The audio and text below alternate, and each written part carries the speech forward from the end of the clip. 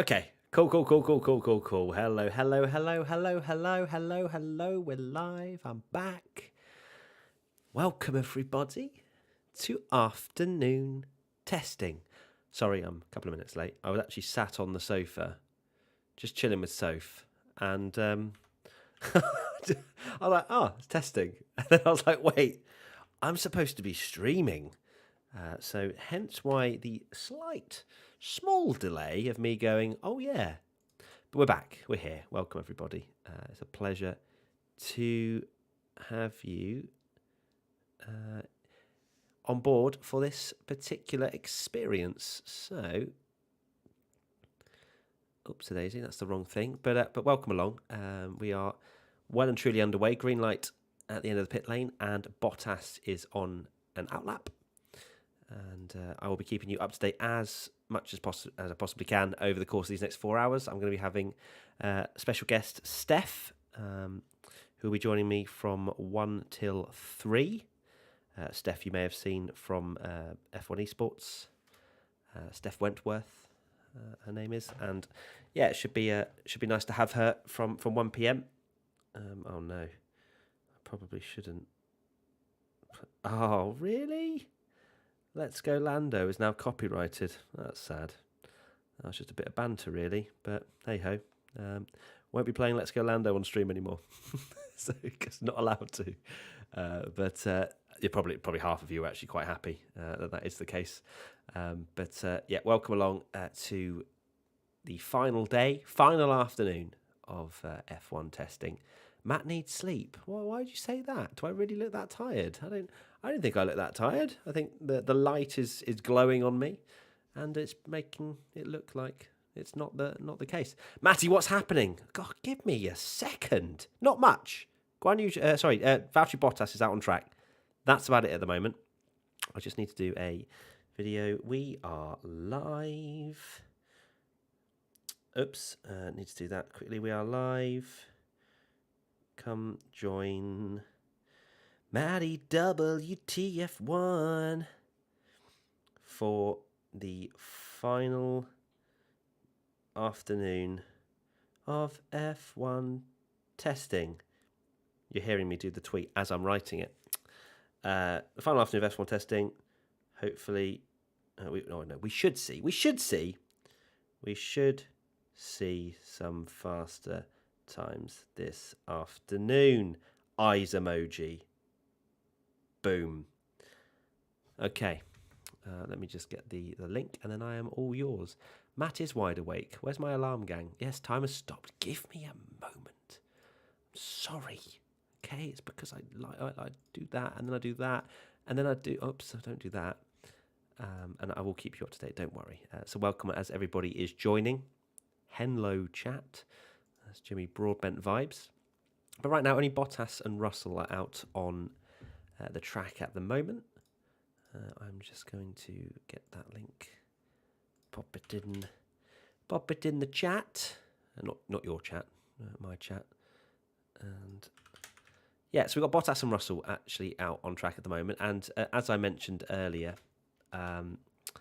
essentially every single driver will have some sort of running today, apart from Daniel Ricciardo, who is still, unfortunately, well, I say still, is under the weather and has COVID. So unfortunately for him, he will not be running at all in testing at Bahrain, which is going to be a bit of a shame for him. I'm sure he would have wanted to dial himself in with the new car, especially around where the first round of the season is going to be. So yeah, a bit of a shame for Daniel Ricciardo. And we'll put him on the back foot a little bit, for sure.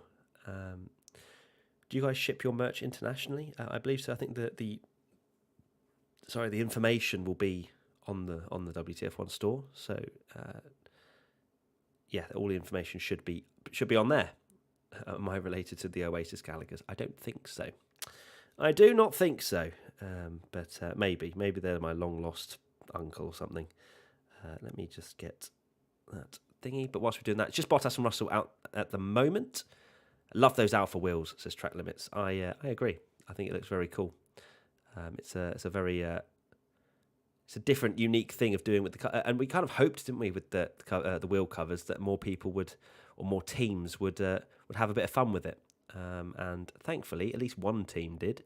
Some people have said that it looks like the Bahrain flag, and maybe Alpha will be changing it for whatever country we're in throughout the 23 races. I doubt it. But yeah, so good stuff. Right, I've done that tweet now, so I'm no longer distracted by. Oh, actually, just seen an article that went out during lunch. Several drivers have been complaining about burning their backsides during testing. If you haven't seen that, WTF1.com. There's an article up there at the moment. Thoughts on the side pods and the differences between them. I mean, it's brilliant. It's brilliant for Formula One that all the cars don't look the same. There's a lot of different front nose concepts as well, and how they're shaped. And that's what you want to see in Formula One. Russell goes 10th with one of his first lap times of the day, 37.849.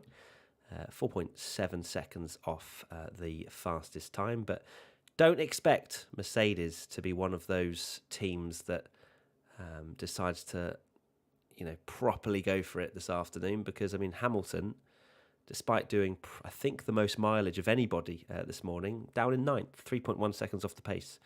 It's not going to be the case when we get to Q1 in Bahrain next weekend. I say in Bahrain, we're in Bahrain right now. No, Katie, no, that's not fair, man. I know, it's not. Katie is busy doing her own thing on the website and editorial. We are a very thin team, and if she's on here, unfortunately, that means that the editorial takes a hit. So she's over on there, so WTF1.com. There'll be lots of articles and graphics going out on social as well, because Tommy's on holiday, so Katie is covering that as well. Is it getting broadcast? Yes, it is. It's on Sky F1 and also F1 TV. So, good stuff. Mercedes ultimate sandbag or ultimate fail? No, Mercedes will be at the front. I am pretty much convinced Mercedes will be at the front, especially with the speed traces that have been going out, the graphs between Ferrari's fastest laps and Mercedes. Mercedes have, what's suspected as them basically cutting off their electrical power towards the end of speed speed traps and into corners. Essentially, they're not using full whack, which is no surprise.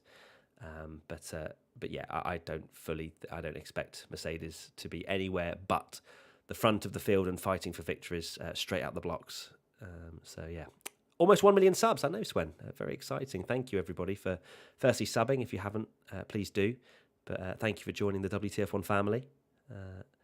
No F1 testing coverage here in Australia. Yeah, Daniel, I think I've heard a couple of Australians say that, which is such a shame. And I'm sorry that you aren't able to, but thank you for coming and joining with us and listening along with me to give you some waffle, give you some insights as to what's going on out on track. We're taking a look at the Haas of Kevin Magnussen. Sorry, Mick Schumacher even, in that Haas.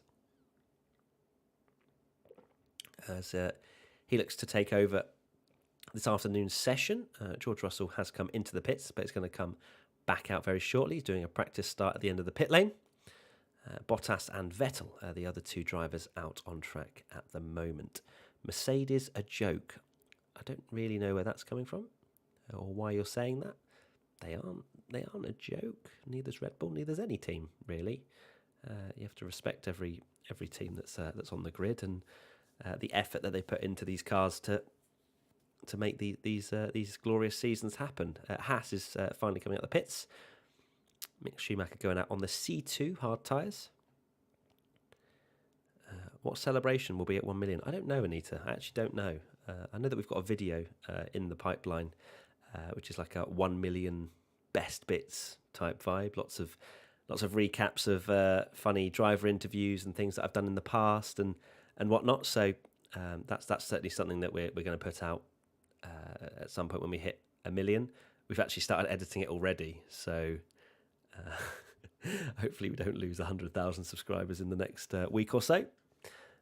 But I do really much appreciate everybody's support on with this channel and for watching along, and you guys that have been part of these watch-alongs, whether it's just today, whether it's over the course of this Bahrain test, maybe it was Barcelona test, but either way, it's been amazing to have you here with us.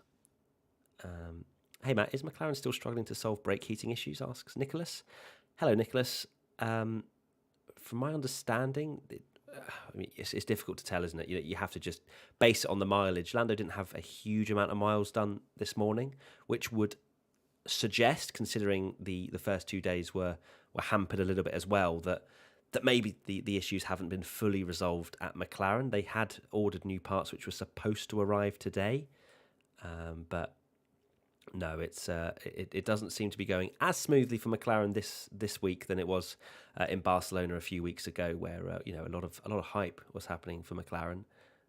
So yeah, play the Let's Go Lando song. I can't, Swen. Unfortunately, it is in fact copyrighted. So I didn't realise the Pit Stop Boys actually did that sort of thing. I thought they just released stuff for banter, but they did not. Solo for the afternoon, Matt. No, Marcus. So I'm solo till 1 p.m. Thought I'd just bed in with you guys, and then we bringing in Steph, who you may well know from F1 Esports, who I've worked with last year and maybe the year before. Can't remember now. It all rolls into one. But Steph Wentworth, she's been to a few Formula One Grand Prix. She's fluent in 3 languages. She's on the ground in Formula One and has a lot of experience chatting with drivers and whatnot. Speaking of drivers, Vettel runs wide at the penultimate corner and manages to rejoin okay. But yeah, Steph will be joining for a couple of hours to give her thoughts and whatnot into what's happening at testing and keeping you guys entertained and up to speed as much as we possibly can. Here's another replay of Vettel running a little bit wide.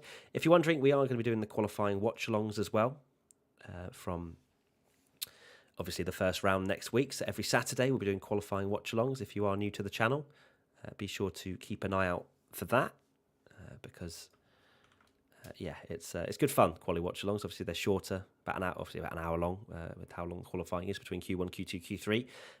But myself and Katie, and sometimes just Tommy and Katie, not that often though, will react to qualifying, and it's really good fun. I'm now going to quickly ask, would you mind popping an Insta story saying we are live, please? And I hope what I've said is cool. Just asking for Katie for help, as always. Please, Katie, go and post this or do this. Matt Gallagher is the lone warrior. And then, is that a dabbing emoji? I've never seen that dabbing emoji before. Where is my idol, Max Verstappen? I don't know. He's not out on track at the moment. Perez was running the slightly upgraded Red Bull this morning. Fastest time of anybody and fastest time of the entire test. Perez did earlier today. We've got Norris, Russell, Vettel, Bottas and Mick Schumacher out there on track at the moment. We're taking a look at the McLaren of Lando Norris for this second. Hopefully he'll be able to get a decent amount of mileage in this afternoon. But the problem was that McLaren and Lando with that car couldn't do huge amounts of runs because the brakes would just simply overheat. So they could do short, small bursts, but they couldn't just continuously circulate, which is quite concerning. But hopefully their part will fix that for maybe this afternoon session. Maybe it'll have to be for FP1 next weekend or next Friday. Hiya, Can. Thank you, Benji, for the images, mate. I will use them now. I appreciate that. We'll be back about 3. Perfect. You've sent me. Okay, you've sent me some solo. Perfect. That is wonderful. You are a star, Benji. Thank you so much. So let me use another one of those images. Boom. That's a cool image of the Red Bull leaving the pit garage. That would have been Sergio Perez, I assume. Waiting for the timings to update as well. That would be good. Make sure the timer's still there for all you guys. So we've got 3 hours 43 until the end of Formula One testing, full stop. And I'm hoping there will be some small performance runs. I'm not expecting anything crazy, but maybe some headline times. Maybe someone wants to top the final test. Haas maybe want to give it a go again. Kevin Magnussen obviously topped the timing sheets last last night when they had an extra hour of testing, but Kevin did actually come out and basically say that he wishes it was for anything more than just fun, or meant anything more than just fun, because it was clearly a glory run from Haas to maybe secure more sponsorship, because of course they're not in exactly the greatest financial position. So maybe it was just trying to get some kind of notice for Haas, like, oh guys, I promise we're going to be really quick this year, and then they may not actually end up being that quick. Vettel coming over the line. He is going to go 10th fastest, 3.5 seconds off the pace, 36.6 on the prototype tyre. So Pirelli get teams to run a different spec of tyre, maybe something that they want to test out for future compounds of tyre. And they basically ask each team to run a certain amount of laps with that tyre. So and then they'll feed back the data and anything else, any other comments that they have on it. Alexander Albon has come out the pits now in the Williams after Latifi's morning session. He is out there on the C2. No, he's not. C4 tyre. So the soft red-walled C4 tyre. I've got some more images. I'll download those. Perfect. I'll use them shortly. Did you see Marcus Ericsson and Jenson Button's Twitter battle? Yes. Yeah, that was weird, wasn't it? It was almost like Marcus Ericsson.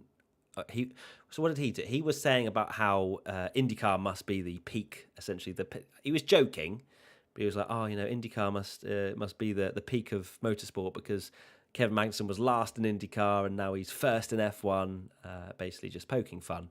And then Jenson Button was like, "Oh, surely all of your wins in Formula One then stood you in good stead in IndyCar," or something to those lines. Which then Marcus Ericsson kind of then was like, "Oh, I'm surprised you took the bait." It was a bit weird, but alas, that was the conversation they had on Twitter, which was a bit odd. Matt, what's your favourite track? I mean, it's difficult to say my favourite track in terms of to watch. So I just like watching tracks that allow for decent overtaking. So you can't sort of ignore Spa. I think Monza's a pretty good track. I love China. I think China's a great track as well. I think China's probably the most underrated. The Shanghai International Circuit is the most underrated circuit, I think, on the calendar, in my opinion. But yeah, I would say maybe one of those. What team has suffered a lot of porpoising, Matt? It's kind of varied, Ed. I feel like between setups and setup changes, I think we saw Alpine bouncing all over the place earlier. So same with Ferrari and Carlos Sainz, and Fernando Alonso and Carlos Sainz were properly bouncing all over the shop this morning. But I just feel like it's teams just trying different things with the setup to attempt to have the ride height lower, because that is obviously what with the use of ground effect as well, and it's sucking into the ground. They essentially something just came off the car of the Williams. Alex Albon has had something fly off that Williams, but yeah, basically the teams are trying different setups and trying to get their head around ground effect and this porpoising that's become apparent. Some nice slow-mo shots of Alex Albon with some Flovis paint on the car, red and green. Interesting. So two different colours to differentiate between them in case they overlap, I suppose. Leclerc, question mark, says Anam. Leclerc is not out of the pits yet. We have no time for Albon, Verstappen, Ricciardo, who of course has COVID, Leclerc, Tsunoda and Ocon. So no times for those. The only drivers out on track at the moment are Russell, Bottas and Schumacher. How do I watch it in real life? You'd have to go to Bahrain, Christopher. Sorry.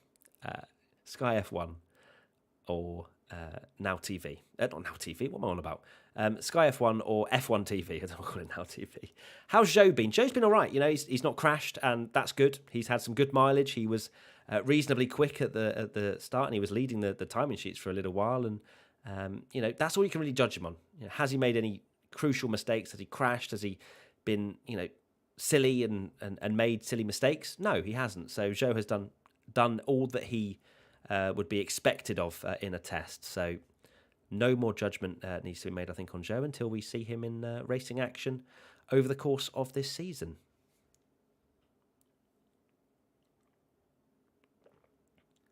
Who's your favourite driver? No Schumacher. Sorry. Well, it's Michael Schumacher. So I'm sorry, but it is. It's Michael Schumacher, and it always will be till I die. Good one, Matt. That was easy. Get your questions in. Keep the chat going. I am obviously when it's solo and myself, I'm more than happy to just keep engaging with you guys, letting you know exactly what's going on track as well. Danny, how's fake champion Verstappen doing? I mean, oh my god, it's just when you write things, do people actually like think them through or what? Because the one thing that I think people need to understand from last year and what happened, you see all these stupid tweets and, Verstappen this and Crimelton that, and oh my God, it's just horrendous. These are the same people, by the way, that call other people cringe and whatnot. These are the same people. Max Verstappen did nothing wrong in Abu Dhabi. I'm talking about what actually happened in terms of the end result. You can talk about his driving style and, the things that he did in Saudi Arabia and whatnot, but I'm talking about the actual result. Like, he did nothing wrong. He just took advantage of an FIA slip-up, an FIA, bending of the rules, changing of the rules, breaking of the rules, whatever you want to call it. But to say that he's a fake champion or that he doesn't deserve it when he literally finished first or second in every single race that he didn't get punted, pretty much. I think he finished 9th in Hungary after losing half of his car due to Bottas. So, yeah, I don't know how anyone can say that Max wasn't a deserving champion. It's interesting. So yeah, I just thought I'd cover that. Matt is cringe. Well, okay, well you're in timeout, Peter. I mean, I don't know if you're joking or not, but you can go think about that. Right. So we have Bottas and Schumacher. That's the only people out on track at the moment. You can see the Haas right there. It topped the timesheets yesterday. It's doing 41.7s on C2 tyres at the moment. But yeah, I just thought I'd cover that. But there's clearly a lot of immature people in the world that will continue with these silly phrases. Virtual safety car deployed. I imagine that is just a test. There's only 2 cars out on track to test that particular system. But yeah. Virtual safety car at the moment, so we won't be seeing any special times from either Bottas or Schumacher. Yeah, good stuff. Andrew Shovlin is being interviewed, the trackside engineering director at Mercedes. Can't hear what he's saying, though, because I'm not listening. So yeah, good stuff. NL7, why do you get annoyed by people criticising you? I mean, there's a difference between criticising and being like, Matt, I think you're wrong because of this. And then there's just being, a bit silly with the way they word things. And, you have to think about how you word things to people. That's all. What's your favourite F1 car of all time? The F2004? Solid. Absolutely dominated. Oh, the VSC was actually deployed because of the debris that came off the Williams. So there you go.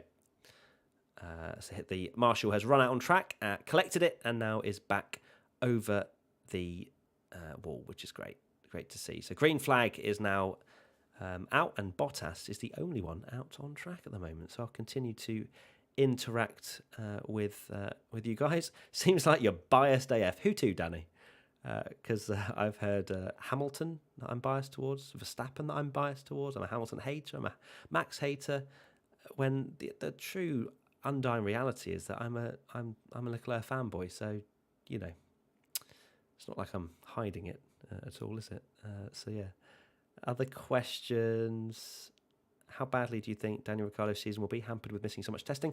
I don't think it will affect him a huge amount. Like, it's more about the team learning about the car. Obviously, it would be nice for him to bed in to the track with these new cars. You need as much time as possible, so it will put him on the back foot a little bit. But I think that at the same time, he will be okay, and he'll just free practice 1 all the way through to FP3. He'll have enough time to get back up to speed, no problem. So there you go. That's my thoughts on that. Where are you seeing this? Sky F1, F1 TV, one of those two. All you kids mad because Matt's got an opinion. I know, George. I know. God forbid. God forbid. Matty, you may finally get the Twitter verification. I doubt it. I doubt that. Your voice is so relaxed. Yeah, I'm in kind of like relaxation chat because I mean, I'm kind of. I'd like to. Let me work this out. 8, 16, 20. So I did 20 hours of live streaming over 3 days for last testing, and for this one, 5, 10, 18. So 18 hours of speaking these last 3 days. When we get to the end at 4 p.m. So I'm trying just to, especially in lulls like this where we've got only Mick Schumacher and Alex Albon out on track, and there's nothing really exciting going on. Just to go into sort of battery conservation mode. So hopefully my voice isn't too dull or like in a too sleepy of a mode. But I feel like sometimes calm and composed is all you need in these moments, and try and give you some info and answer your questions as well. And then you're so used. All of you guys are probably so used to me being like, "Hey guys, and welcome back to another episode of the internet's best reactions." Today it's day 3 of Bahrain F1. But if I was always like that, I'd probably have enough energy for about 2 hours in the day. It's quite funny, actually. My girlfriend, Soph, the first time she ever met me, because she actually knew about WTF1 beforehand, she'd watched some videos and whatnot, so she knew of me and what I'm kind of like on camera. And she thought I genuinely didn't like her on our first date because I was chill and just like, hey, how's it going, sort of thing. Because she was so used to seeing me energetic and, wide-eyed and boom, boom, boom, boom, boom.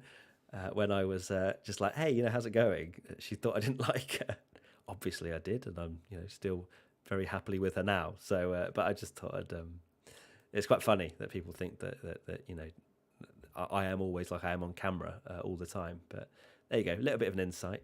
Damn, I thought I'd accidentally started another video. Wow, you scared me, Matt. I had you in the background with my headphones on. Low key gave me a jump scare, literally woke me up. Oh, I'm sorry, guys. I didn't mean to. I didn't mean to. It's I love the way you just switched into character. Yeah, it's funny. I used to commentate with a guy called Justin, who still does commentary, does a bit for F1 Esports Challenger Series, and he always said he described me as like, we'd jump into a Discord call just before we do like league racing commentary, and I'd be like, hey, how's it going, whatever, and then as soon as the video would start playing, I'd be like, right, it's time, and then just go into full energy mode. So yeah, it's a I don't know, I'm not going to call it a talent, but I'm going to call it a method to not be constantly jumping around all over the place, because no one wants that. No one wants that.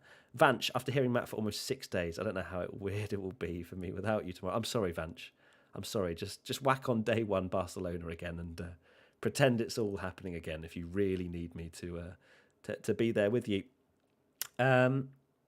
Questions. Keep them coming in.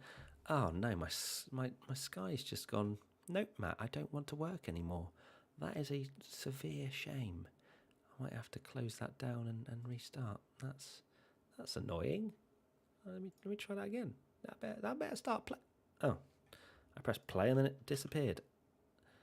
So whilst we sort that out, what's your favourite season? Well, I mean, Michael Schumacher winning World Championships was also fun, always fun, because I love Michael Schumacher, as you know. But in terms of for actual sporting excitement, 2012 when they had 7 winners? Oh no! There we go. Why does it always load with volume? I don't know why it does that. I'm sorry. I apologise for that. We're actually looking at is this a side pod difference? Yeah, it was a little bit, and now we're having a zoom in on the differences between the side pods of the Red Bull from day 2 to day 3. Williams extra time, question mark? No, as far as I'm aware, Latifi's just getting a bit extra time in the car as opposed to like just taking a bit away from Albon. I don't know, but Albon's in the car right now, so I'm a little bit confused about that. Norris, Albon and Schumacher are out on track at the moment. Matt, bruh, why are you not replying? What did you ask, Shruti? I'm sorry. I can't find your question now, to be honest with you. There are quite a few people messaging, so I do apologise if I do miss your question, but just ask it again. It's all good. mate, how many races are you going to this season? No idea, Rachel, to be honest with you, mate. No idea. I think back in like 2017, 2018, I think I went to about 5. But through this COVID period, we've kind of proved that, us here at WTF1, we don't need to necessarily go to races unless there's like a cool opportunity to interview a driver at a certain place, or, a particular activation that a brand is doing. We don't necessarily need to be at the racetrack. If anything, like, having this right around me, the microphone, the computer, everything that I need to report on Formula One and give you the stupid content that for some reason you guys enjoy, it's easier and probably better to turn around quicker stuff from home. So it's very much a weighing up opportunities as they come in.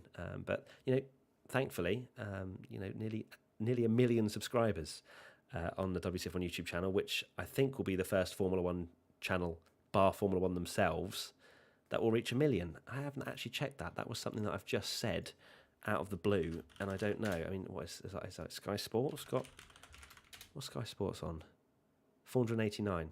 I can't think of an F1 channel that's hit 1 million, which would be absolutely ridiculous. Like that's a stat in itself, and I'm kind of having a realization as I've said it out loud. But yeah, it'd be bloody awesome, and I feel always privileged to be able to do this as my job, and hopefully that comes across in the content that we do. Where is Max? He is not out on track at the moment.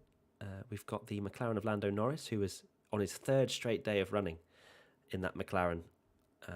He's just come into the pits. Red Bull Sim next, question mark. I've been in the Red Bull Sim, actually. Well, actually, no, it's not. I don't think it was the Red...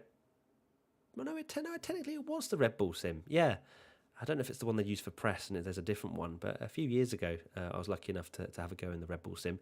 Different experience, to be fair, than It's the one that Red Bull have used quite a lot for PR stuff a few years ago, but it was definitely not the same equipment level of what we had in Mercedes a week or so ago.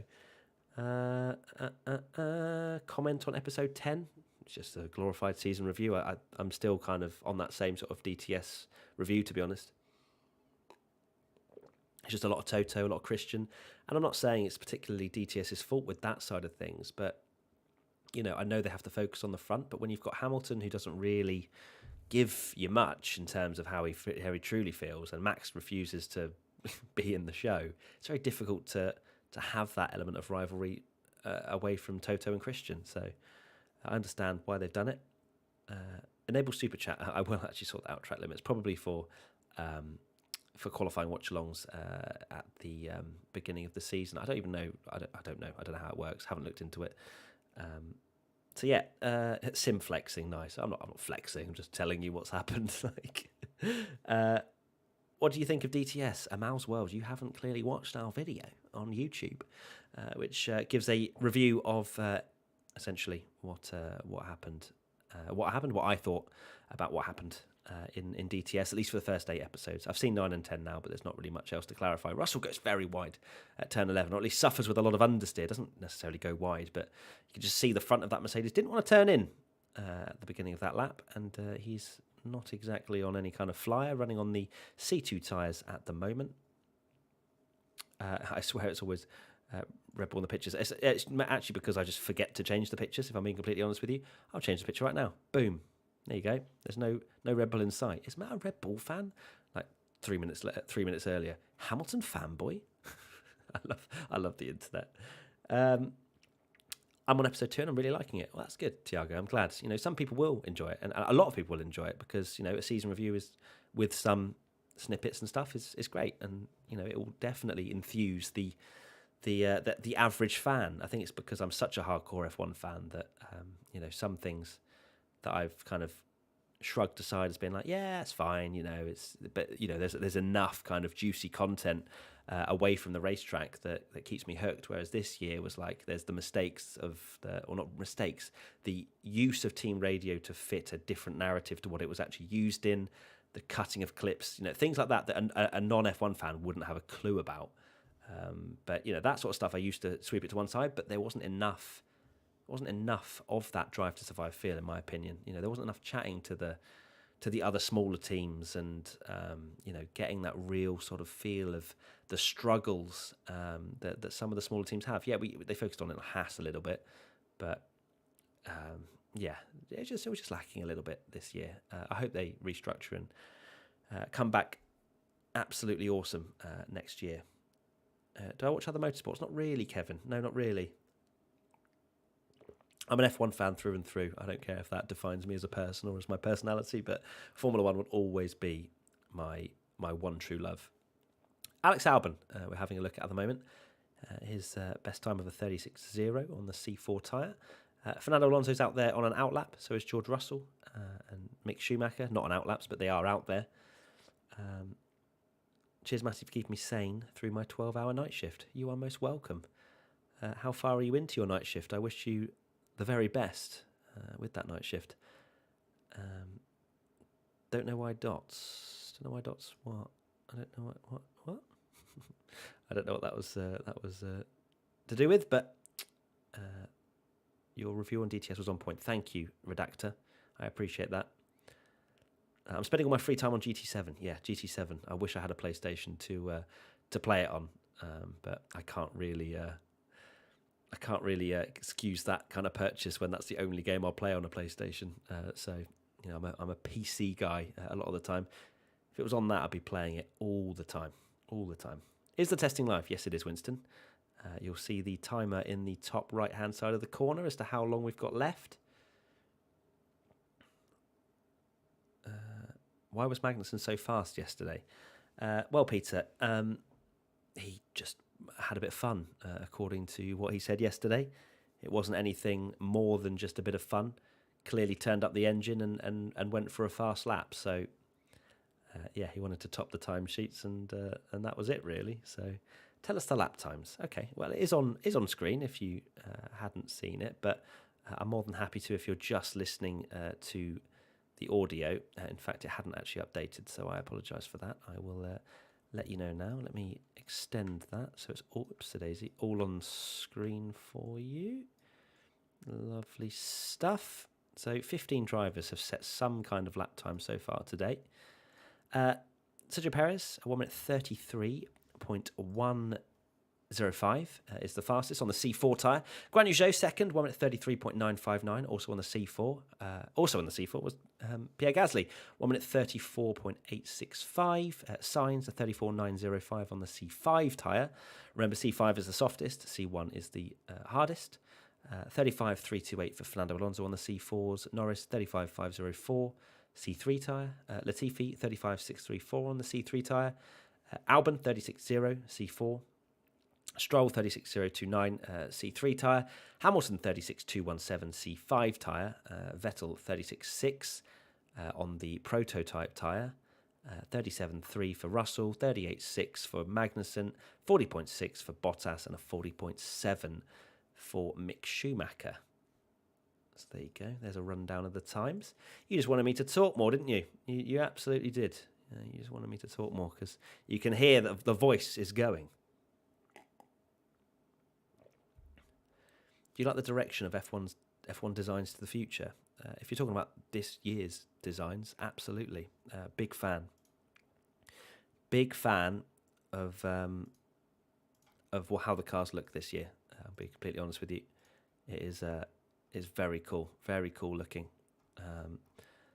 Big fan of how F1 have moved forward with the new generation of cars in terms of what they look like. Have I just downloaded the wrong? Nope. Boom. Ferrari. Shock. Show a Ferrari on screen. I almost closed Streamlabs. That would have been very bad. Let's keep an eye on what's going on track. So it's Alonso, Russell and Mick Schumacher out on track still. Alonso in that pink liveried Alpine. Matt, what you reckon going to be the pole time? What is pole going to be come next Saturday? I want to hear your predictions in the chat as well. So let me know in the chat what you think pole is going to be next Saturday. I am going to go with, what have we done? 33.1 is our fastest. I think pole is going to be 30.192. There you go. 1 minute 30.192 is what I've locked in as poll for Saturday next week.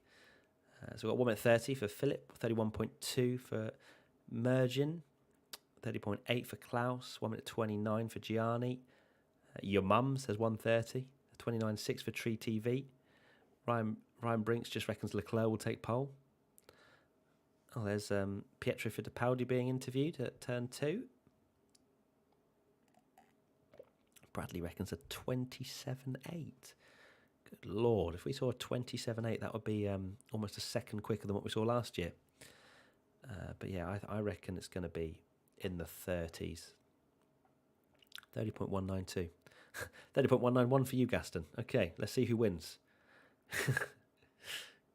Ferrari should start making bathtubs, says Sarah. It is an interesting design, isn't it? I wonder how much water will collect in that particular bowl-looking section when it's raining. Matt, you should have some lo-fi music playing in the background. I could find some non-copyrighted music. I mean, is that what people want? I'm going to ask in the chat. Music? It's a poll. I'm doing a poll right now. Answer the poll. Music, yes or no? If you want some music, I will put a low something on that I find on YouTube that's non-copyrighted. But if it's yes or no, just straight up, more than happy to be of assistance if you want that or not. So, what's your thoughts on Mercedes? They are going to be right at the front, I believe. I think after testing, after the radical design that they've come up with, I genuinely do think they are going to be right at the front, and they've found a loophole in the system which looks very good. 62% reckon yes. Right, let's find some non-copyrighted music then, shall we? And then probably still be copyrighted. How long do we need it for? 3 hours. A 3-hour live stream of lo-fi hip-hop chill study music. All right. Sure. Let me see what this is like. Yeah, little 3-hour live stream. How does this sound? I can't hear anything right now. Oh. Okay. How loud? I don't even know how loud that's coming out. Oh, that's coming out quite loud. Okay, I don't know if that's a good level of music in terms of volume. You'd have to let me know. I still think maybe that's a little bit loud, but no, that's a little bit quiet now. It's quite difficult to get that right. Let me know if that's okay. If not, I will change it again. But Sebastian Vettel's out there at the moment. He is 12th at the moment, and he is improving out there in both of his sectors. He's on the medium C3 tyre. Looks like a reasonable lap, probably a couple of seconds off what Perez has achieved. Actually, maybe a bit quicker than that. It's a 1.7 seconds off and goes P3 to Sebastian Vettel. So there you go. This is nice. Here we go. Yeah, people are bopping. It's not quite Let's Go Lando, is it? Just time to spit some bars now. Yeah. F1 testing. What? I won't kill you with cringe by doing that. So don't worry. Road to 1 mil, says McNuggets. Absolutely. Little louder. Oh God. It just. Am I a DJ now or something? I'll do it a little bit higher. A bit loud. Okay. All right, everybody. A little bit louder. Yeah. Bopping. We should have done this about 40 hours ago when we started in Barcelona, shouldn't we? Really, but hey ho, bit of music going. I reckon that's good levels. Let me know if it is good levels. Yeah, play Super Max. Absolutely not a chance. I don't want to be copyrighted. 3 hours 13 minutes to go, and we have Vettel, Alonso, Norris, Albon, Russell, and Bottas all out on track. Alex Albon we are following at the moment into turn 1. C3 tyres for Alex. Oh, that was a cool pan. Speaking to Pietro Fittipaldi, and the back end stepping out on Alex Albon's Williams in the background of that shot. So I'm glad people are enjoying this this stuff. Music, it was dumbest idea ever. Okay, Nando. I went with the majority. It's okay. It's all right. It's only a little bit of music. It's not going to kill anyone. It's fine. Albin's pushing on. He's gone green in the first sector. I didn't actually see what time he did in that first sector. It's copyright. Yeah, I'll do that as well. No problem. I'll do that at the end. Oh yeah, a bit of piano going on now. We're bopping. Perfect volume, says Rishab. Rishav? Sorry if I just butchered your name. Yeah, this is... Okay, look, I'm getting some more energy now. All of a sudden, I've gone from like, hey guys, yeah, this is great. Now I'm picking it up, 60%. Bit of Danny Rick bopping going on.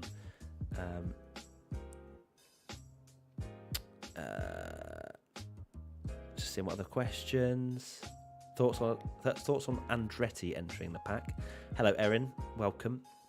It'd be cool to see Andretti. Of course, they have their Formula One world champion name under the Andretti family. So I think it'd be very, very cool indeed to have Andretti back. Perhaps they will buy out Haas if Haas don't pick up the pace. That is certainly a possibility. The Mercedes are so slow. Harvey, I promise you will eat your words. I know there's a lot of laughing faces. You might be joking, but I promise you, come Q3 next Saturday, come back to the qualifying watch along that we do, and say that Mercedes are slow again. I promise you, it won't be accurate. Why aren't super chats not? I don't know. I mean, is it easy to set up a super chat? I don't know.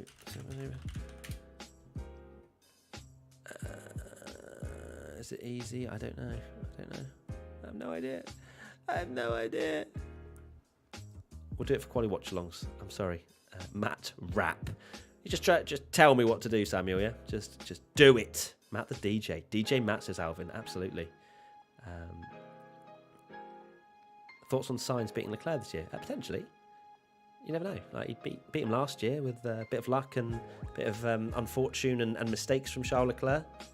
Having a little look at the skid block on that McLaren. That's a very close zoom in of that. But I mean, it's certainly possible. I think. Wow, if Ferrari do genuinely have. Oh, what's happened to Lando there? Something's happened to Lando at turn 10. But if Ferrari genuinely have a championship-winning car or a race-winning car, I see those two just going properly at it. I think they will become not pally in a very quick time. So Lando's gone into turn number 10. Has he had a little spin? Oh, how strange. He turned in, but then carried on turning and was just going really slowly. Very strange from Lando there, but all okay now, maybe, I think.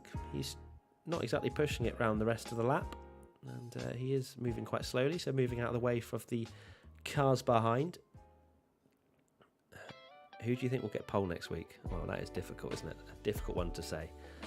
I think, I reckon, who's going to get pole? Oh, it's so difficult. I don't want to commit to anything. Oh, God. George Russell. George Russell's getting pole. Just because it will break the internet. It would break the internet. Do you think McLaren will struggle this year? I don't know. It's, these are all predictions or guesses. We don't fully know, as I keep reiterating. My predictions come from just basic observations of what we've seen at testing, but I think McLaren aren't exactly on the front foot that we expected or maybe believed at the end of Barcelona testing. I don't know. I'm not so sure that McLaren are as close as maybe we thought after Barcelona. Leclerc or Russell? Yeah, but maybe Ferrari, maybe Leclerc. I know I've been manifesting it a lot, but potentially, you never know. We'll see. I'm trying to give an objective opinion rather than just let my fanboy run away with me. But yeah.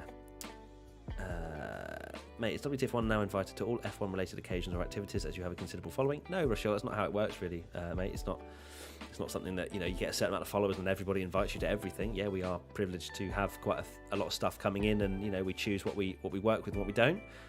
But no, we're not going to be at every single race, you know, flights paid for, put up in a hotel, lovely stuff, just because we're WTF1. That's not how it works, unfortunately. Matt, what did you like more, Neon 44 or Electric Blue 63 on the Merc? Which one stands out more to you? I think the 44 100% stands out more. I think it looks quite cool. I kept confusing it with Flover's paint, which was a little bit. It kept throwing me off a bit. I was like, oh, the Merc's running some Flover's. Oh no, it's not at all. Vettel, Alonso, Mick Schumacher, and Valtteri Bottas are out on track at the moment. Leclerc pole, says Leon. You're manifesting it for me. I appreciate that. Zubair, the timer for how long is left in the session is in the top right hand corner, my friend. If you were wondering. And right now, who has the most mileage? It will be Pierre Gasly. 91 laps today in the AlphaTauri, but of course Tsunoda should be in the car, should be out there, but isn't so far. Nearly had an hour gone already, and we have not seen Ocon, Tsunoda, Leclerc or Verstappen in the first hour of the final day of F1 testing, which is slightly surprising. Hopefully we'll see them out relatively soon. Leclerc on pole with a 30.01, maybe. What do you prefer, the chain or the new F1 theme? Oh, that's difficult. That's a difficult question. Obviously, for nostalgia, the chain, you know, it's just epic.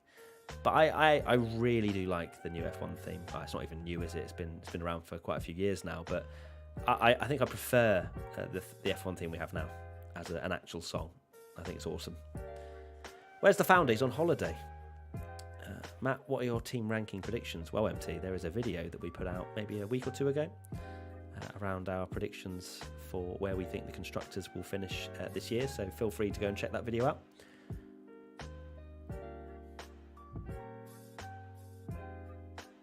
Are Haas allowed another 3 hour of testing, or was it only for yesterday? So as far as I'm aware, they had an hour at the end of yesterday. They had an hour.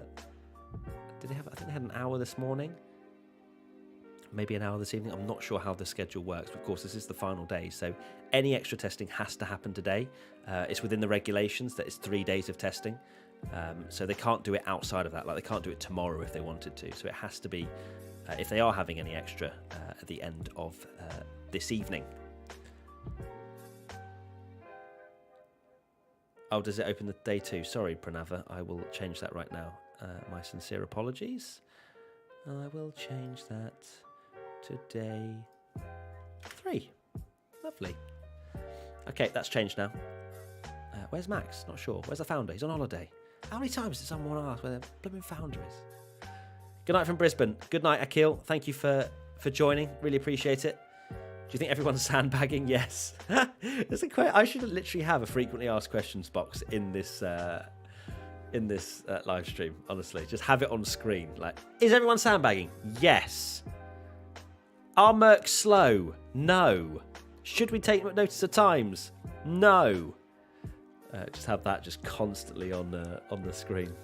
But I do appreciate people dip in and out and don't watch a huge amount of this. So please keep coming in with your questions. We've got Alonso, Albon, Russell, and Bottas out on track. And Russell on the C3 medium tyre heads into turn 1. Are we going to see a decent first sector from George Russell? I doubt it. We haven't seen any sort of pace runs whatsoever from Mercedes so far this week. Let's have a look and see as he heads through the first sector. Oh, he's nearly 7 tenths down. It's nearly 7 tenths down on Perez.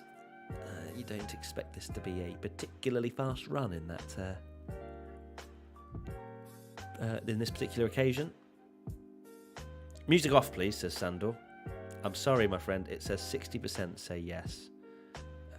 So I feel like the majority have said yes. So I'm sorry, 40% of you that didn't want music, but hopefully it's not too jarring for you. Russell He's coming through the middle sector now. What sort of split is he going to put through this middle sector? I think he's probably going to be second and a half off. No, 2 seconds. 1.6. 1.6 off Perez. Through the middle sector is Russell. Looks like he might slot in at around 7th place.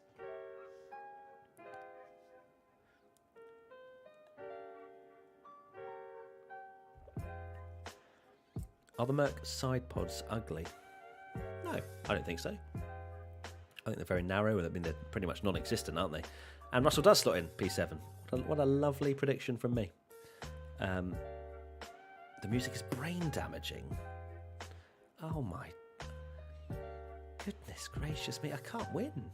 I'll just change the song. There you go.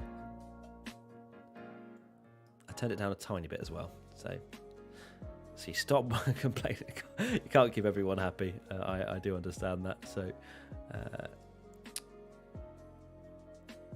we've got 4 drivers out on track at the moment. Alonso, Russell, Albon and Bottas. We're looking at the Williams car at the moment. I need to set up for my next guest as well, actually. So give me un momento to set that up. Steph, who you may know from F1 Esports. I will just send the link. Running on board with Albon at the moment. No special moments through the first sector. I don't imagine a particularly fast middle sector either for Alex Albon. He's currently 10th, 2.8 seconds off the pace, 1.9 down in the middle sector of this particular lap. Right, let me send this over.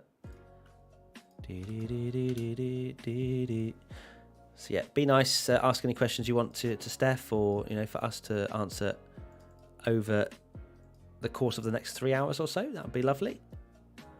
I'm just keeping an eye, see what the race have said as well on their live race media hub, which you can take a look at in the link in the description as well. It's maximum steering lock time for Norris and maximum flow vis time for Russell. The latter is pretty self-explanatory, but here's our explainer from yesterday. Okay, so the race have done an explainer. There's lots of locking up going into turn 10. There's a question. What are the major disadvantages of the zero-pod design of Mercedes? And Gary Anderson has answered this. He's an expert in the field of all this technical stuff. Assuming that the cooling is all okay, I don't see any major disadvantages to what Mercedes has come up with. If it's simply more efficient, then that is a step forward. But if it exploits the underfloor more, then it could lead to a more than acceptable level of porpoising. It does look like the team is running the car very stiff to control its height. Again, though, it's early days for this new package. And as I've said, don't panic about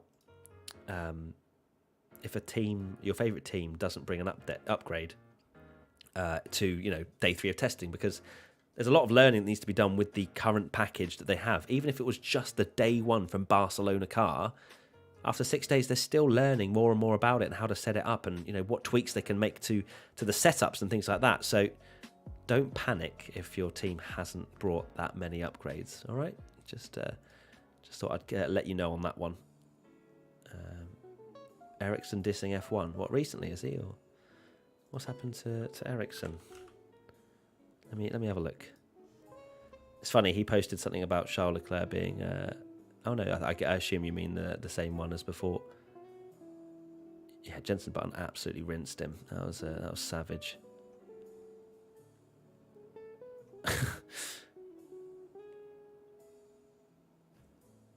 Jenson, this man was joking, and you went for the jugular. Yeah, it was quite savage, especially from a world champion like Jenson Button. You didn't expect that to come out from him, to be honest. But here we are. Oh, this is very sort of jazzy, isn't it? This music. Please fix the timesheet. I'm sorry, I'm not the one that does this. Okay, it's just I'm hoping it's updated for you. Right now we've got Verstappen out there on the hard tyres, and we have our next guest who's just arrived. So let me just change the. Oh, what's going on there? Why is that? Oh, you meant fix the timesheet. Yeah, that thing's just disappeared. My apologies. I do need to change the image anyway, so give me one moment and I'll just pop that in there like that. and then stick that up like that. There you go. There's the top 10, and I will now. This music is actually distracting me slightly. Maybe I'm gonna pause it for a second because that's really actually putting me off. Okay, let me admit. Oh, where's it gone? It just said that Steph wanted to join, and now it has disappeared. Why has that happened? Steph, if you're listening, please do click on the link. Here we go. Admit. Steph should be arriving any second, and it should fit quite nicely into the box. Oh God, you actually go over. Hello, Steph. Hello. You're right. I'm good. How are we? Yeah, all good, thanks. I'm just trying to have it so the timesheet doesn't go over your head. That would be a good start. There we go. Lovely stuff. Welcome along to the stream, Steph. How are we doing? Thank you very much. I'm good. How are you? I mean, yeah. We're on the final slog, the final hurdle of these watch along streams. I'll be honest with you, but. You've been going quite a while. I'm surprised you haven't lost your voice. Yeah, there's a lot of words being said, and ups and downs of energy has certainly been going down. But look, we got you. You're fresh, which is great. You know, need a bit of energy right here and now. Let's get this party started. Yeah, speaking of party, I've been playing some music because chat wanted some, and then it was jarring me because it actually kept putting me off. So I've paused it for now, so hopefully chat hasn't gone mental. I haven't actually been listening or looking at them. People are saying hello. Steph is very quiet. Okay, cool. Let me turn that up real quick. Oh wow, that nearly blew. I bring my mic nice and close. Yeah, a bit of both. That works for me. Okay, try talking again, Steph, just so I can. Hello. 1, 2, 3. Get a judgment of levels, right? Cool. Remind me, chat, not to play anything else because I've got it really loud, and it means if I play anything else, my head is going to explode. So hopefully, Steph is a bit louder now. So yeah, there you go. So welcome, Steph. Have you been watching along to much testing over the last couple of days? I've been watching. It's been quite a lot, hasn't it? There's been a lot going on. I remember when we were all like, "Oh my God, I can't believe we're not going to be able to watch Barcelona testing," and it's been quite overwhelming having 8 hours every day, hasn't it? Yeah, we've gone from complaining that there's no broadcast at all to now being like, well, there's now too much. Do it to 4 hours or whatnot. But no, it's good to see Formula One cars out on track, and I think everyone's kind of got to the stage now where we just want to see them go racing. And of course, they've only got less than 3 hours to go now till the end of testing, which is plenty of time still to learn a lot of things. But it seems as though, at least from what I've seen over the last few days and also today, that there's still a lot more learning to do, and the teams don't really look that comfortable, at least with the porpoising issues and the general sort of low speed lack of grip. It looks like an F1 fan's dream that we've got unpredictability and drivers having to actually work at the wheel. Wow, God forbid. No, it is great to see. And it's the field looks so level, which is great. There's no team that's emerging as the clear front runners. Yesterday it was Ferrari that was looking really, really strong, particularly throughout all of Bahrain testing actually. But now what we've got, Checo at the top of the timesheets, Zhou's up there. Who'd have thought it? Yeah, testing definitely opens the door for just random glory runs to make teams look really good. I mean, Kevin Magnussen, great opportunity yesterday to just have the track to himself for an hour and then just pops in the fastest lap time of anybody. But he did later come out and say that it was basically a bit of banter and he wished it meant something. People are saying hello and also wondering who you are, Steph. So why don't you let everybody know, who you are, what you do, what you've done, what you plan to do. Basically a nice little summary of who you are.